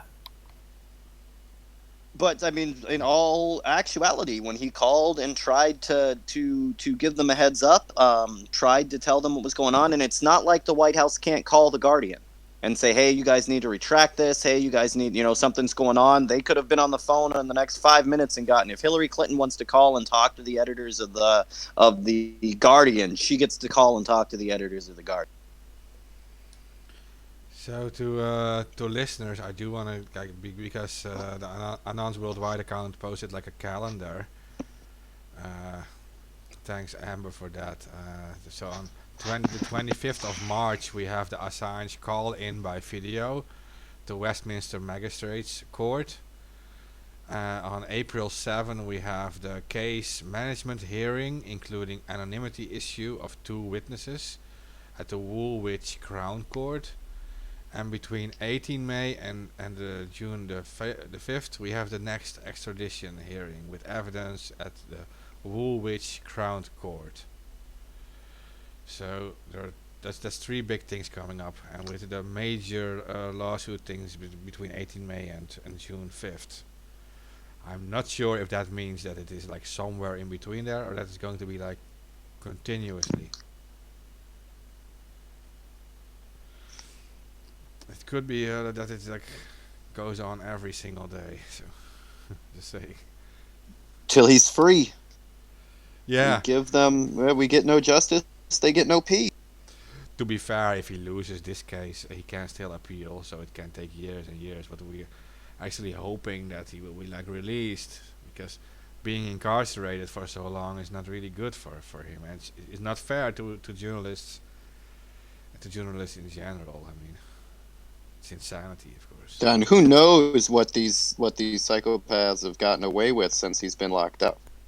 Yeah, that's a good point too. Kind of like, I think that their ass is safe now. Oh yeah, like we've had a lot of things happen. I can only imagine, what truth we would know about the drones, the attacks on the oil tankers. I have a sneaking suspicion there's probably a lot of stuff that we would know, that we've been lied to about. Yeah. To be fair, I don't want to be like mean towards the current editor, like Kristin Hrafnsson. He's a good journalist from Iceland, and he will also publish, and so WikiLeaks is still there, but with Assange incarcerated, I can imagine that people are more hesitant to drop leaks, for example. So. Well, absolutely, but also the fact in that regard, they don't want to drop any leaks with Julian Assange having his case basically pending, right? They don't want to make things worse, and that makes sense why they've stopped publishing, and they haven't really stopped publishing. We've seen some leaks here and there of certain things, but it hasn't been the big, like, ground earth-shaking leaks that we've seen over the years. A lot of it's been, pointing back to, information in previous leaks, to prove that they're real journalists, which I didn't, until recently I didn't know was quite as negotiable as it is. No, it's not. It's just Hollywood rhetoric they're using. It's not as negotiable at all. He's a journalist, of course. This guy receives, the Yeah. platform receives more prizes, journalist prizes, than any other journalistic platform in history, I think. So, yeah. Well, and it just seems weird that you're on one hand telling someone that they're not holding up journalistic integrity and then turning around and telling them that they're not. I'm not a journalist, then I don't have to hold up journalistic integrity. Well, I don't know if they actually used the word journalistic integrity, but I do know that they were like saying that he didn't redact names and shit, and that's just bullshit. Yeah, it's lies. Simple lies. Because he did do that. And he did it on his own. He didn't even have a team to help him with it. He did it on his own, like working endlessly to actually redact these names out to protect people. So those are the bad things to use against him. Then at least use something that is true. But this is like this is so unfair to actually lie about these things because they know it's not true. So Absolutely. yeah, that's just insanity because yeah, that's so unfair. I think like at least find something that's true. There must be something, right? So yeah. No, like that's the deal. They've went through everything, They know every search that he's ever made. They know everywhere he's ever went. They've seen all the videos, who's he's talked to, right? They've done everything they possibly can, and there just isn't anything there. Right? They even went as far as to try to make it up. Yeah, They so made up. it's They fabricated a rape story to Yeah. try to pin it on him, and Not, not not even only that that, worked. they also used they used two FBI informants to try to trap Julian Assange and say that WikiLeaks was they ordered Lulsec to hack, and it's funny because it's like Siggy was a FBI informant, and then also Sabu was an FBI informant. So it's like, oh, so you used two of your FBI informants to try to entrap and say that WikiLeaks was asking to have Lulsec hack. What? And then Julian Assange is just sitting in the fucking room, and somebody released a recording on that. Yeah, that's just crazy. Hey, like the people that fabricated a rape charge against you and tried to force down a plane violating international aviation laws are totally the people that should be prosecuting you. That makes sense. Yeah. Not only that, but again, the whole thing about fucking using two of their FBI informants to try to entrap. That's just insanity, man. yeah. He is an Australian citizen. If you argue entrapment, I just looked it up. There is not a real legal defense for it. However, Australian courts are encouraged to use discretion when determining whether an alleged offender would have committed an offense if they weren't encouraged to. Wow. So this can be something that at least it causes a reduction in sentence. That's pretty much it. That's ridiculous, though. And then, like, that's the thing, though. They're trying to make it guilt through association with their own two informants. Yeah. Oh man, this is a real fucked situation. And the person who released those emails, thanks, because now you just fucked over Jeremy Hammond. He was just about to get out, so that's fucked up. Just as like you just named off some of the people that are involved. Just as likely they did it on purpose. When they're done using you. No, I didn't drop the name for the person who released the video. I didn't do that. No, the people that I were should. involved in the entrapment. Yeah. No, you shouldn't. No, you shouldn't.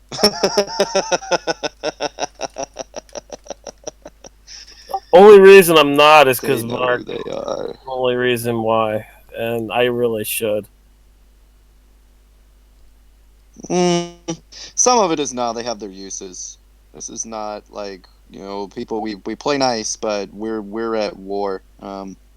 So yeah, they have. If nothing else, if you're standing next to them, this person used WikiLeaks for their influence and then basically backstabbed them, essentially. Yeah, feel free to say it, but you know what you're unleashing with that kind of stuff, so. We don't have time. We don't have time. We don't have time. Fuck it. I mean, what are you guys gonna do? Come after me? I mean, good luck. Like I fucking helped write the anonymous OPSEC guide years ago. Have fun. Well, in this case, I it has use to come fucking from 256 password characters for my passwords. There's been fucking attempts by the U.S. government to hack me. Go for it. Yeah. Yeah, well, in this case, like if you mentioned here on ABP, they have to actually literally go to me first, right? So, yeah, no, I think It's you're just safe like with it's just a headache, and when they're focused on people that I don't like, they have their uses. that. Okay, well, we Go can, through you, go through me, go through whoever the fuck you want. You're not gonna get far. okay, well, we could mention that the Yahoo article of last year. I think that was the one that mentioned it. The conversation between apparently between Jeremy Hammond, Sabu, and someone Yeah. from WikiLeaks, at least. Siggy, let's not fucking get. Let's not not name drop the person who was involved as the FBI informant. Come Here on. we go. Here we go. Siggy. And also that guy's isn't he fucking accused of being like a pedophile? Like, what the fuck? This is your star witness, God. FBI and US DOJ. This is your star witness. Your entrapment is a fucking pedophile. Come on. I imagine someone they had dirt on. That's how they get you. Okay, so look, Terrence, so Sabu was claiming that someone from WikiLeaks asked Lulzsec, which was back then, in this case, Sabu and Jeremy Hammond, in a chat to help with hacking a certain government to get files, right? Yeah. So and that's when the U.S. government came to Jeremy Hammond to try to get him to testify, but Jeremy Hammond, of course, refused, and that's why he's still in jail. Yeah. Right. And again, that was two informants. One, Siggy. Two, Sabu. Yeah. Two informants they used to try to entrap WikiLeaks and say WikiLeaks was trying to get somebody to hack. Here's the thing: if Julian's the hacker, then why the fuck is he asking for hacking advice? Right? I got you. We don't even doesn't know if make these chats are true. They could be fabricated too. We don't even know that. So. Well, there's video of it. I saw the video that somebody posted, and literally the person who posted the video, that's the person that I've been saying, you're a backstabbing piece of shit. Informant. But anyway, oh yeah, probably an informant too. Absolutely. Even though they've leaked tons of documents themselves, yeah, I definitely think they're probably a fucking informant. If they did that shit, yeah, absolutely. No, it's sad to see the people that will turn on you from the inside. I mean, that's where your greatest threats always come from. If we could stand united, we could always, we can always beat them. But when they get in the side and on the inside and they turn ourselves, well, they weren't us. fully on the inside. They were just basically like an associate. They wanted a job there, and they said no. They didn't trust them. And they didn't trust them for a good reason. Yeah, so that's it. It's like they applied for a job at WikiLeaks and were kind of denied for a job, and that's when this bullshit started. Start attacking WikiLeaks. So yeah. Took it super personal. Yeah. Yeah. The thing is, I know far more than you people think that I do, because I've talked to people over there that are kind of have knowledge about that person. So, Yeah, but I've seen the conversation too. I mean, she literally, it is from the WikiLeaks account. Public. Oh yeah, right. Yeah, it's public too. But in regards to that, there's way more fucking bullshit that went on besides that. And I've talked to people in regards to that. So I mean, it is what it is. But that, like I said, the fact that they leaked fucking a video showing that Siggy was talking to Sabu and said in the chat in IRC, can you hack government? And the Sabu says in response, Which one? Oh, I'm not going to say the fucking government. I'm not. I'm not playing that game. Well, here's the thing. We'll tell you. We'll tell you more off the radio show. But anyway, um, basically, fucking. They used two informants to kind of talk to each other and be like, "Yo, can you hack this government?" And then the other informant responds, "Yeah, sure." Like that's basically what it was. And the fact that they're trying to even use that, it's pathetic. Yeah, cheap tactic. Wouldn't be the first time that the government that these governments have like hired people to hack themselves. Fast and the Furious style. Only two people involved are your own people.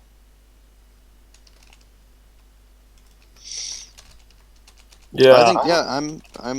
I think I'm out of stuff on my list here. I do have some updates that will be coming from the pipeline protests, but I'm not going to have the full info until the morning, so I don't want to give that out until after it happens. Yeah, general Let's chat. do, the information, Terrence. By the way, in the general chat in the Discord, you can see the information about what we were talking about.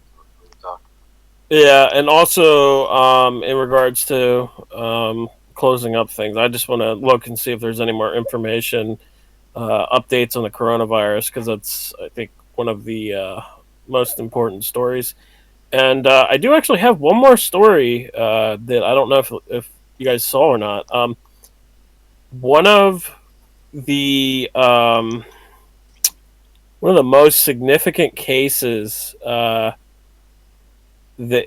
in regards to CIA drug trafficking and murder and everything was just recently looked at, and there's a witness who's saying that a murder of a DEA agent, Enrique Camarena, was tied to both a DEA official and a CIA operative. And this regarding drug trafficking.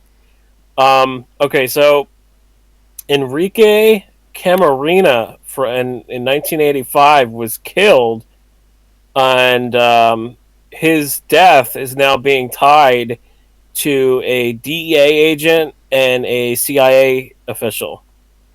So they executed him. Right, yeah. Boy, they made that sound fluffy, didn't they? It's now being tied to it, so you killed him, is what you're saying. You guys murdered him for messing up your drug trafficking ring? Y'all were selling drugs in the hood, weren't you? Well, okay, so the it's basically the real life story of the Netflix show Narcos. Okay, I haven't watched a new show in forever. It's why all my references are always like old movies and always old shows. I haven't watched a new movie or a new TV show in forever, years. So basically, new information is now saying that the U.S. intelligence was entangled with the cartel responsible for Camarena's death. So this is like years later now admitting that the CIA and the DEA were working with cartels and selling cocaine. Like, this is big news, to be honest. Like, it's big news to come out. I mean, obviously we knew that was the case, but hey, you know what? Gary Webb was saying that same shit. So's Rick Ross. I mean, Rick, like the real Rick Ross, not the rapper in Florida, but the actual Rick Ross. And he had said that from the beginning, gave the list of the names of the FBI, of the agents that they were working with and everything. Michael Rupert, he was one of the big cartel members when he went down and took a bunch of FBI agents with him. Freeway was like, "What? I know all of those guys." But yeah, there was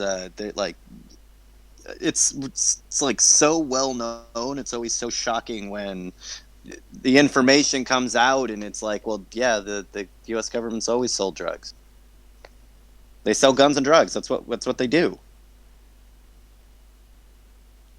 Like that's America's thing. It's sad that that's what we're known for, but you know, whether it's a large scale or the small scale, right? We sell drugs and guns. That's it. You need drugs, you need guns for your war, we got guns. You need drugs for your war, we got drugs.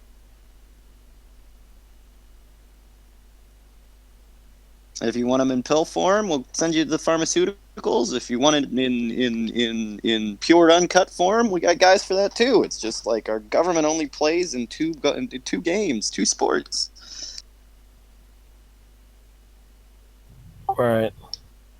Which is, I mean, it's why it makes this drug war so crazy when, you know, when you go through and you see things like that. And I mean, if it wasn't for our clandestine services, we would not have a drug war. Supporting cartels, selling drugs and guns and, you know, all the black money and all of that shit, that has helped absolutely no one. Well, yeah, that's what they did was they used, they would cycle money. I've said this fucking hundreds and thousands of times now, I think.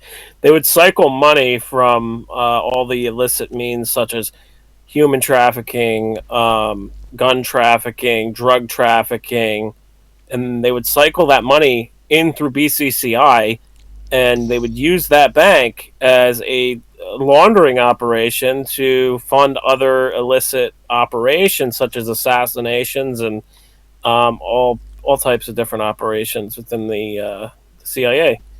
You know, so that's what they did. That's exactly what they did. And you know, the BCCI bank was connected to Franklin and was connected to the Franklin Credit Union and the black owner Larry King. And I said black because you know there's a Larry King that's white who does TV shows. Not the same guy, but anyway. He's black like Barry White, not white like Frank Black is.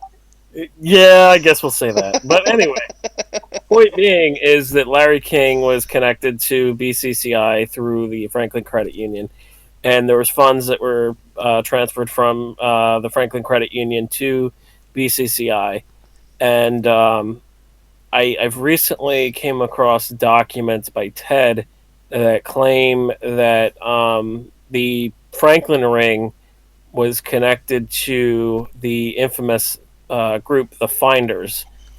And I knew this partially myself, but I didn't know how he made that connection fully.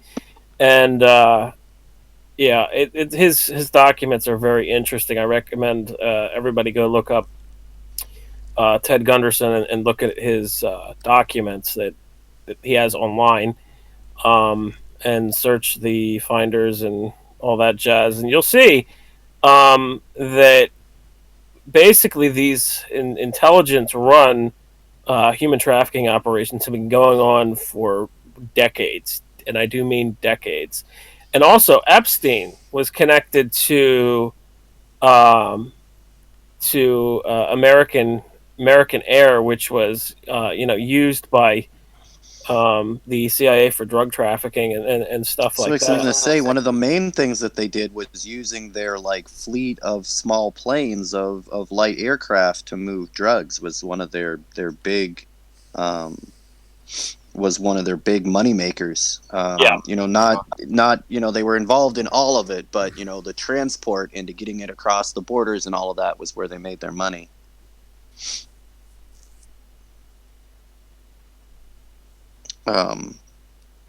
It's just amazing that that our system allows, you know, our services to be involved in that crap. I'm gonna blow your mind because this blew my mind. Okay. All right. So, sorry, I have to give a little. Warn you, it doesn't take a lot. All right. Well, all right, but all right. So I'm gonna tell you this. Marion Petty, who was involved in MK Ultra, right?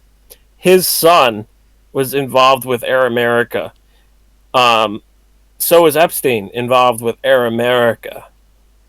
What do you think that they knew each other? If Marion Petty was involved in MK Ultra, and Epstein was also involved with the Harvard Brain and Board Committee when he didn't have a degree for that.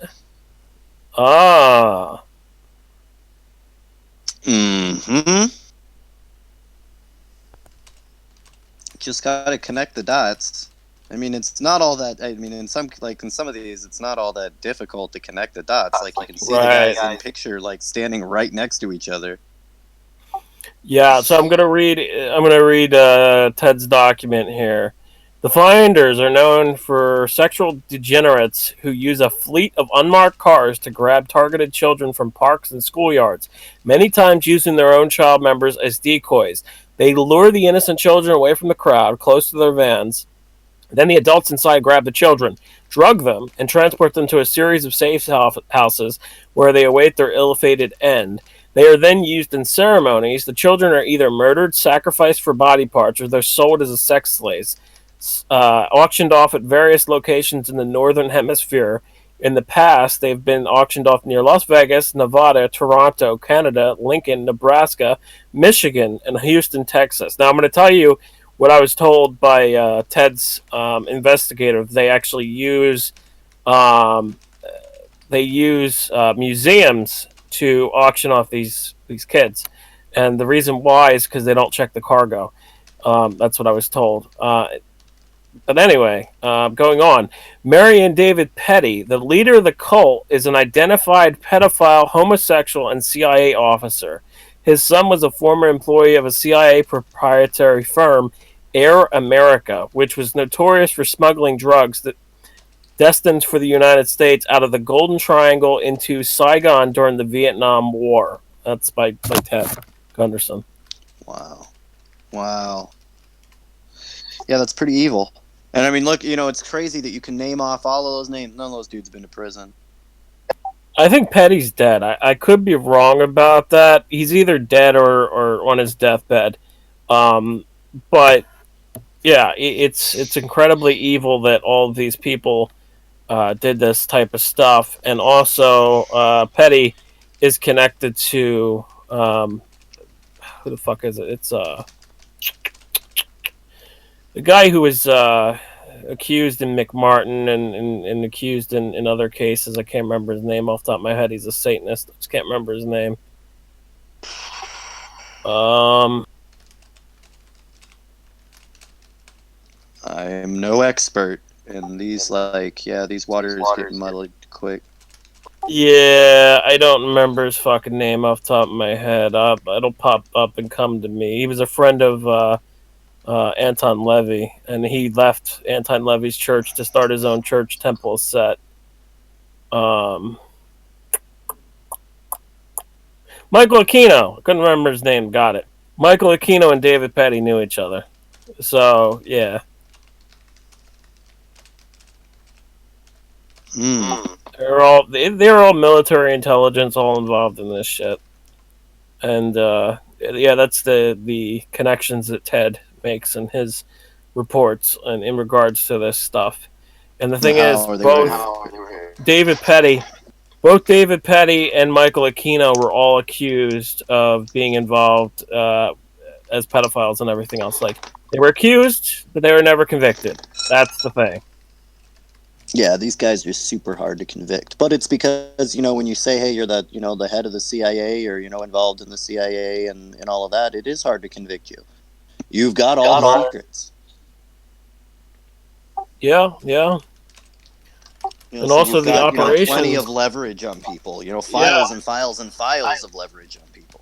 Not just files. You also have the funding to pull off these operations, and that's the thing. Like, there's no oversight on these organizations, and they just have unlimited funding, especially when they're using dark money from illicit things like drug trafficking and I mean, you have to, you're in when you're dealing with people that are drug traffickers and dealing with the cartels and people smugglers and all of that stuff.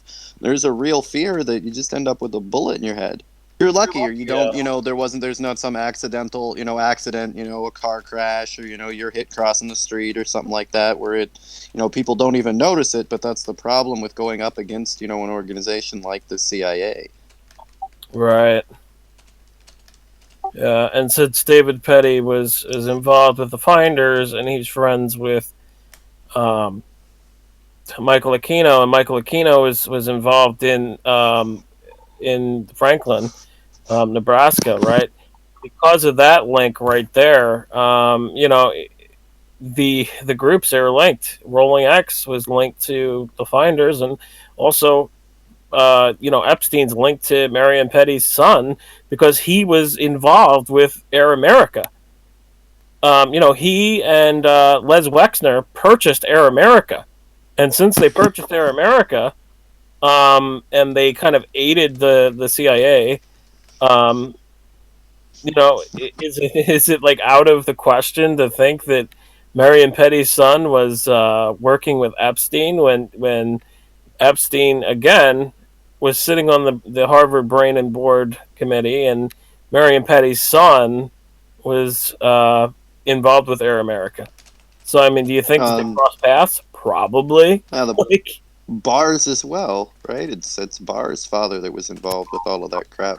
I don't know if Barr's father was involved with it. I know that Barr's father gave Epstein a job at the Dalton High School, and Barr's father was involved with OSS, and also, Epstein was had any type of education to fucking teach at the Dalton Elite High School, and he was teaching mathematics. So I mean, like, what the fuck? Because I know he's been able to actually tell me what he did for a job. So was he teaching how to run numbers or something? He was a mathematics teacher, and that wasn't for long. But the thing is, typically, right, they use like teachers and doctors and stuff like that as cover when you're working for the intelligence agencies. They do use that as cover, or at least they used to. So the fact is, they're always trying to infiltrate the schools, right? That there's this left-wing conspiracy, communists through all the schools. So they're always having this constant effort to infiltrate the schools and student unions for some reason. I don't know if that's what they were doing. I think they were literally just giving Epstein a fucking... and I think that's highly possible because of the fact that Barr's father was... Donald Barr was, involved with the OSS. And I think he was also CIA. I'm pretty sure he was CIA because his son, the current Bill Barr, right? He was involved with the CIA. He went to school during the day and was at the CIA during the night. And he has like a quote about it. The thing is, like, Bill Barr was involved in a lot of cover-ups years ago, like dozens of cover-ups. Contra. Like the Contra, the MK Ultra Commission, all of that stuff. He was involved in covering up, and people forget that. Like, it's like, holy fuck, man, people are dumb. Bill Barr's draining the swamp. Q. Yeah, in some of them it's like the same people. That's why I said you can't, can we not have leaders that aren't in a picture with their arm around Jeff Epstein? Like, is that so hard to ask for? But yet, you look around and left, right, they're all in these little clusters of corruption. And because they say, oh, I'm on the left, I'm on the right, it's this rotating, like, between the two, but it's all to the same end. That's how you get like Epstein, that he's got his arm around the Clintons, he's got his arm around the Trump and Bloomberg and this senator and that senator and this CIA and that FBI and all of this shit, and they act like they're not all part of the same group. Like, y'all are all golfing together. You guys are, all part of the same molestation ring. You're all playing on the, you're all riding on the same plane, staying at the same rape island, right? Making the same money, doing all the same shit. It's insane that you, like, make us, like, try to think that you're not all playing on the same team. Right, but in that regards, I don't think there's a picture of Bill Barr with Epstein. I know that Bill Barr was on the same legal team. Or legal office, I should say, not legal team. He worked for the same legal office that was the legal office that defended Jeffrey Epstein, and he actually he excused himself from the case in Florida, but then when the case in New York happened, he didn't excuse himself from it. He had no conflict of interest, so he says, right? But he does have a conflict of interest because his father. So, but yeah, no. Now Epstein's dead, so there's no point. But Oh, I reckon there's a point. well, actually, there's a possibility Epstein's alive because there was a ton of fucking money that was transferred to his bank account that nobody can really give an answer of why. It's like $12 million or something. Yeah, 12 mil that just pops out of it, pops in there, and then it's like after someone notices that it's in there, then they can't figure out where it came from. Just seems weird in 2020, right? They shut down like Iran's complete like banking system, blah, all of this stuff. In 2020, you can get a direct deposit from a well-known bank, and they just can't trace back where it came from. It's weird, isn't it? She tried printing out. Just print out. Just let me see the ledger. Just just print it out, and I'll tell you exactly where it came from. It'll say deposit from on it. Yeah, exactly. That's the And thing. my ATM has that too. I got online banking. Let me see let me see Jeff Epstein's online banking account. I'll tell you where that money came from. Yeah, seriously, like it's a joke. Like it's like they're not using fucking Monero. Like it's traceable. They're using a fucking traditional banking, right? This was just a traditional bank. This wasn't through. This You wasn't can like, see who the bank, who's the the bank ledger. that fucking sent the money, right? And even if you can't, go to the fucking bank and say, who owns this fucking account? I want to know right now. That's what's good about having a transparent government. Because my first question is, well, let me see. Let me see. I agree. Maybe it can't be done, but let me give a crack at it and see what we can do. It's like, oh well, we have no way to get all the information off of the hard drives for Epstein, and it's like, you know what though? Let Anonymous give a crack at it. I bet you we can get that info off of there. I have never, right, came across a hard drive, no matter how damaged it is, and I'm talking ones that have been broken into pieces. We've taken the platters off individually, right, and gotten information off of hard drives. I've never, not been able to get info off of them, but yet they tell me that, it's erased. There's no way we can get it. Sure. Well, I don't know about that. They threw everything in the recycle bin. Can't get it back. Dude, it's in the recycle bin. Oh, then it's gone, guys. That's it, man. It's gone. And people, I've gotten, there's hard drives where we've gotten, because of the way that they work, we've gotten, 25%, 125% of the capacity of the hard drive out there, which means we've gotten everything that you saved on the hard drive, and everything that was on there before you ever, before you had it and it was deleted. Yeah, but in that regard, I had a hard drive with 100 Bitcoin on it years ago. I tried to get it off of it, and I had no luck. And I used every fucking type of recovery.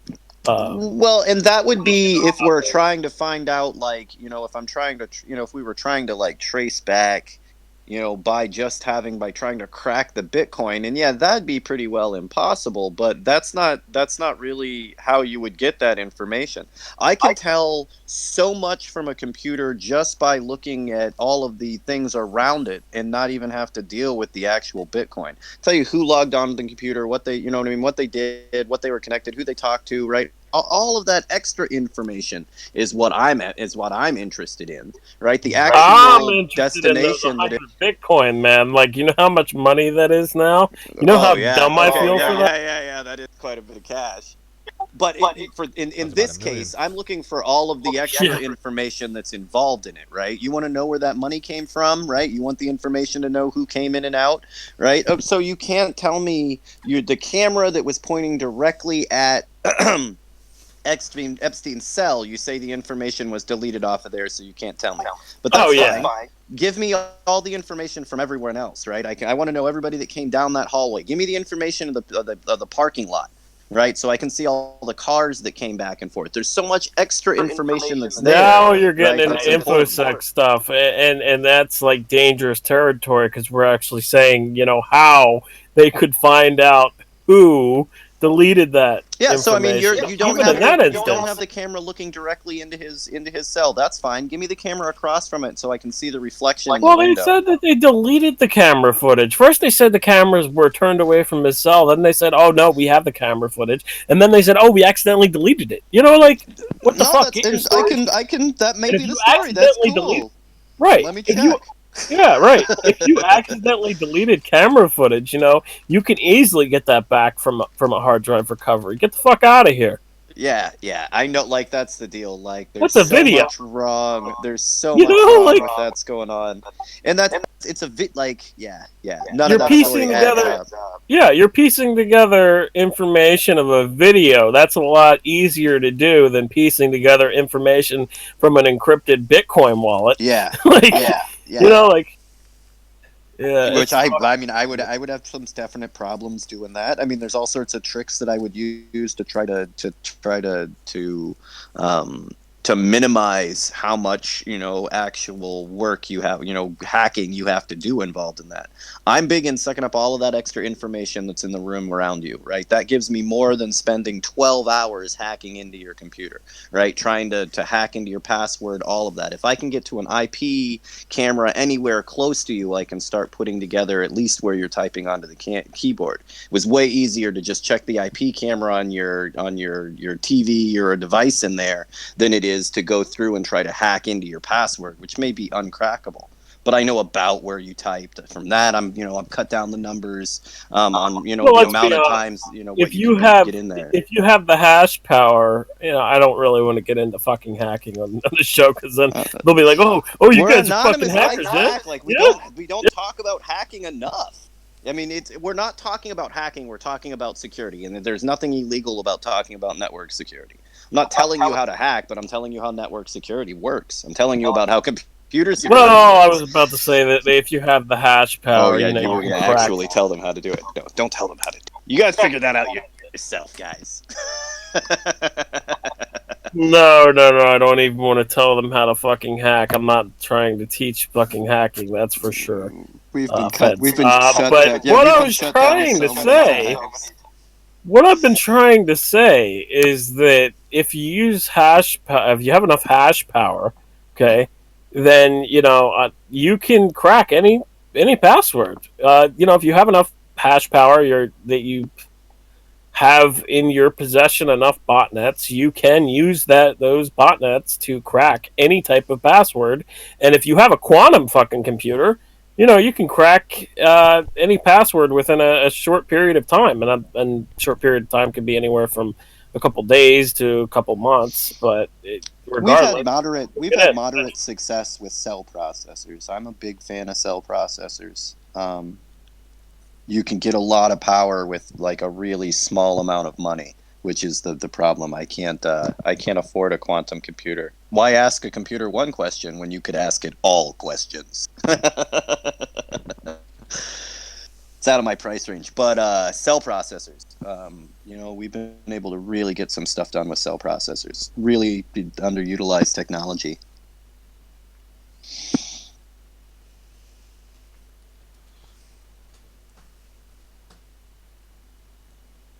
yeah. Well, I hope you read the chat. But anyway, serious. But yeah, I mean, like in regards to. You're right. Yeah. Well, anyway, in regards to independent, pen testing and stuff like that, where you have permission to test your own fucking devices, right? You could use enough of your computer's hash power to crack accounts and passwords. And there's also exploits to get into like Windows, like login and everything. Like, like Windows login is a joke. So yeah. There's been exploits out there for years to get past the login screen of Windows. So I mean, if you if you have it, I have it loaded up on a USB at all times, man. I can get into a Windows system, and I mean, 60 seconds from boot up? See, that's what I mean. You just put in a USB stick with another OS. Yeah. Yeah, I mean that's day one. Like everybody has their little toolkit they carry with them. That's in my toolkit. Oh yeah, if you want to get into a Windows computer, then yeah, that Windows computer, I should say, Windows computer that you own and have permission to. Yeah, well, I mean, Yeah. come on, guys. It's Windows, so I don't even know if it counts as hacking. At this point, you just have to ask it nicely. Ask it nicely. Enter password. Oh, come on, Windows. Never mind. Yeah, you guys can get it. Well, I mean, the thing is, it's like with you know, if you forget your own password and you have to get into your account, it's good to know that the software is out there to boot up onto a USB and fucking get into your own accounts. Oh, it's just You the know, number one thing that you get asked is, hey, I locked myself out and forgot my password. Can you get me in? Or I bought a new computer and it's password protected. Can you fix it for me? And that's normally what it gets used for. well, I bought a new computer and it's password protected. More sounds like I stole a computer and it's password protected. Can you get in it for me? I assume that all devices in your possession belong to you, and that is as far as I ask on that line of questioning.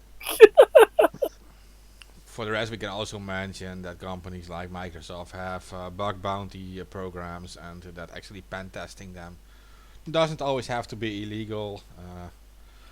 Just as a disclaimer, you can pen test against you can audit systems like Windows, and if you find holes in it, you can always report them to Microsoft, and maybe they will give you a nice little bounty. Check. Right? Yeah. Yeah, they'll hire you if you're good enough. Well, some of them, yeah. And then some of the other companies will punish you, like we saw with some of them. We also saw Apple give a hacker who found an exploit to use its what was it? Use its messenger to basically tap in and record audio and video of somebody using a bug.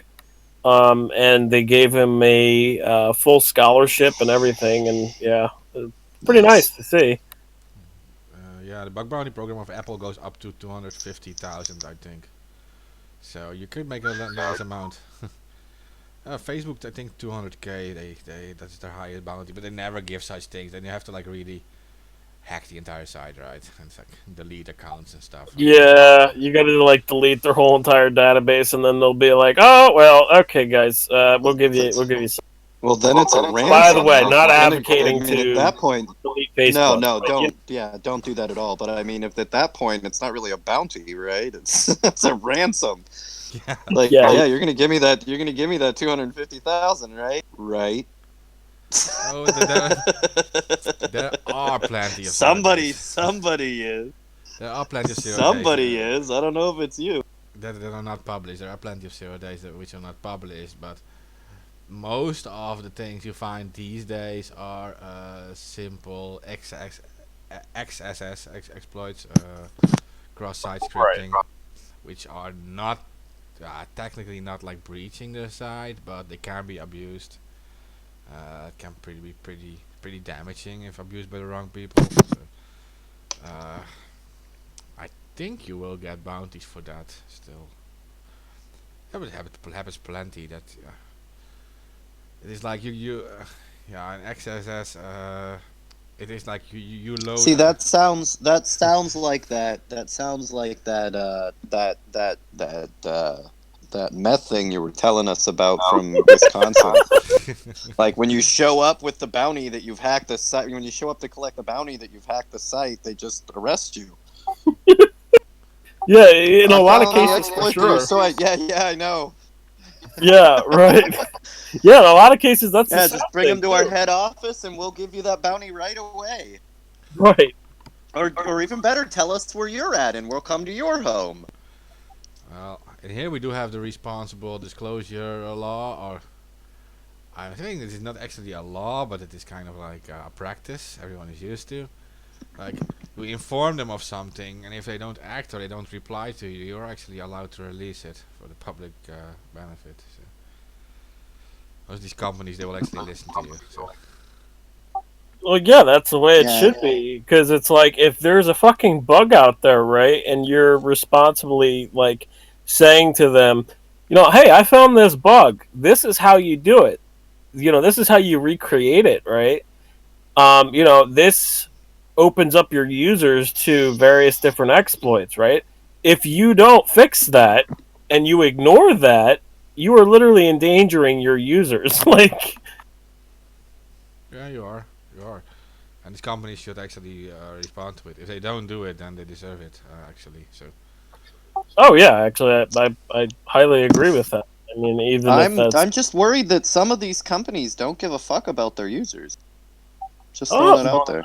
maybe Facebook doesn't give a fuck about it. Maybe. Whoa, whoa. Now, if there is one thing that we can all agree on, it's that Facebook and Zuckerberg care about not only their users, but about their users' information, personal Oh information.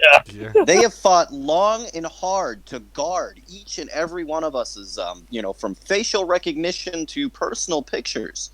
And even when it comes to small children, they've made sure to, especially the 14 to 17-year-old age, they've targeted them specifically to be protected against. Oh, no, never mind. They just sold those kids. Yeah, yeah. You forgot my favorite. My favorite was they never, ever, ever ran a emotional experiment against their users where they fed them negative content. Yeah, to see if it made them extra suicidal. And you know what? Turns out it does. Which Yeah, was dude, a shock. Did they insanity. like think that up in like Dr. Evil's fucking like planning room? And like you had two directions to go on that path, right? Like the experiment would have been exactly the same. What if we flood people's feeds with positive information and see their reaction, right? That shows that you can emotionally control, right, people online. But no, right? You decided, what if we show them the most depressing shit that we possibly can and see if we can get them to kill themselves? That's what evil shit. Yeah, these guys literally sold the information of activists to the genocidal regime in Myanmar. Like, the hell? Oh yeah, they sold Yeah. this information of users to various different governments, not only that government. Like Oh, it's to whoever will buy it. insanity. But geez, that seems, yeah. I wouldn't trust them very much. Care about the users? You crazy? You see that video of Facebook CEO Mark Zuckerberg saying that we will never sell your privacy data? Edward Snowden posted it, but basically, he says that in 2010 or 11, he says that we'll never sell your user data. You own it, and then a year or two later, selling user data. Yeah, sell all the user data they possibly could. Guys, we're on 4 hours now. Should we close it? Oh wow, Yeah, probably. We're just fucking. Really kind of flew by. Yeah, you guys, we were live for something like 9 hours today. Yeah, my brain is literally falling asleep while I'm still awake myself. Like, it's 10 o'clock in the morning. I could not remember World of the Worlds. That's how bad it's got. I could not remember that. That's gonna bother me for the rest of the day. It's like the most well-known scientific, like science fiction book ever, right? In the middle, like of humanity or a species being beat by the simplest of viruses invading Earth, and I could not remember it. In the middle of a pandemic, I couldn't remember. I love that background picture you made, by the way, for the show. It looks amazing. Yeah, it's great. Oh, I love these. Which one? The one that we're using now, or the one that I had sent earlier today? Oh, this one with the whole with the mask on and stuff. Like the double mask, like the anonymous mask, and then the gas mask on and stuff. Yeah. Yeah. I wish, like, I love doing those. I mean, I don't. It's a group effort. I try to make a flyer every week. I don't always get to, but I know it's like a small thing, but it's something that I love doing so much, and try to put like kind of the feeling of our show into the artwork. I'm But it's pretty like sure. I was just gonna say, Terrence, I'm pretty sure we can use that like for the rest of the year because this coronavirus is not gonna go away.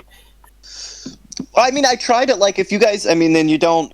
I'm not. I do them because I like doing them, and that's not credit. They're free to use, free for anybody to take. Do whatever you want with them. I want no credit. You guys notice I don't sign them or fucking anything. I don't care, right? But yeah, like I try to make each one like special and different in the way that the show is special and different. They all try to have like something related to what's going on in the news or what's going on around us. But yeah, it's I just fuck, man. Everybody does their part. That's it. Everybody does their part.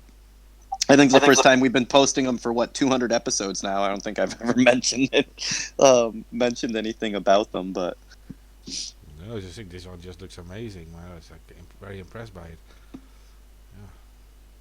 well, thank you very much. Thank you very much. It's I mean, yeah, it's how I feel that like what we're going through right now. Yeah, it's great artwork, man. I had no idea that you were actually that skilled in Photoshop. To be honest, I had no But idea like you were the people one that go were onto making. my page, like if you see like the 3D work that I've done, people have no idea that like I'm the person that made it because I've got zero interest in taking credit for it. The one where we fly through that keyhole is like one of my all-time favorites, but I'm like addicted to After Effects and Photoshop and Premiere. But yeah, all the 3D graphics, we do all of those like in-house on ourselves, like by ourselves. The satellite flyby was another one of my all-time favorites. But the uh, DreamWorks takes a year and a half and millions and millions of dollars to make a 3D rendered video, where we do it with $15 in 2 weeks. Oh fuck! Yeah, a lot of those softwares are very, very expensive for sure. Yeah, yeah. Software can get real expensive. They're really smart. I've started using DaVinci's Resolve, and I've pretty much replaced using Premiere altogether with DaVinci's Resolve, and that's free. Really, really, really great program. You can do green screen and all of that stuff on it. But Never heard of free. it. Interesting. I hadn't either, and I was kind of looking through some other software maybe a month ago. Because we're nons, we're always trying out new software and get sent new software and all of that. And somebody sent it to me, and it's an amazing program, and I can do everything that I was doing kind of between Premiere and After Effects in DaVinci's and not spend thousands of dollars in software. Yeah, they're really smart script writers. They don't use like people like DreamWorks, right? Like Peter Jackson, that one, right? Who made like the Lord of the Rings movies. Yeah. But I don't know if you know his old movies, but he made like old horror films, like Bad Taste.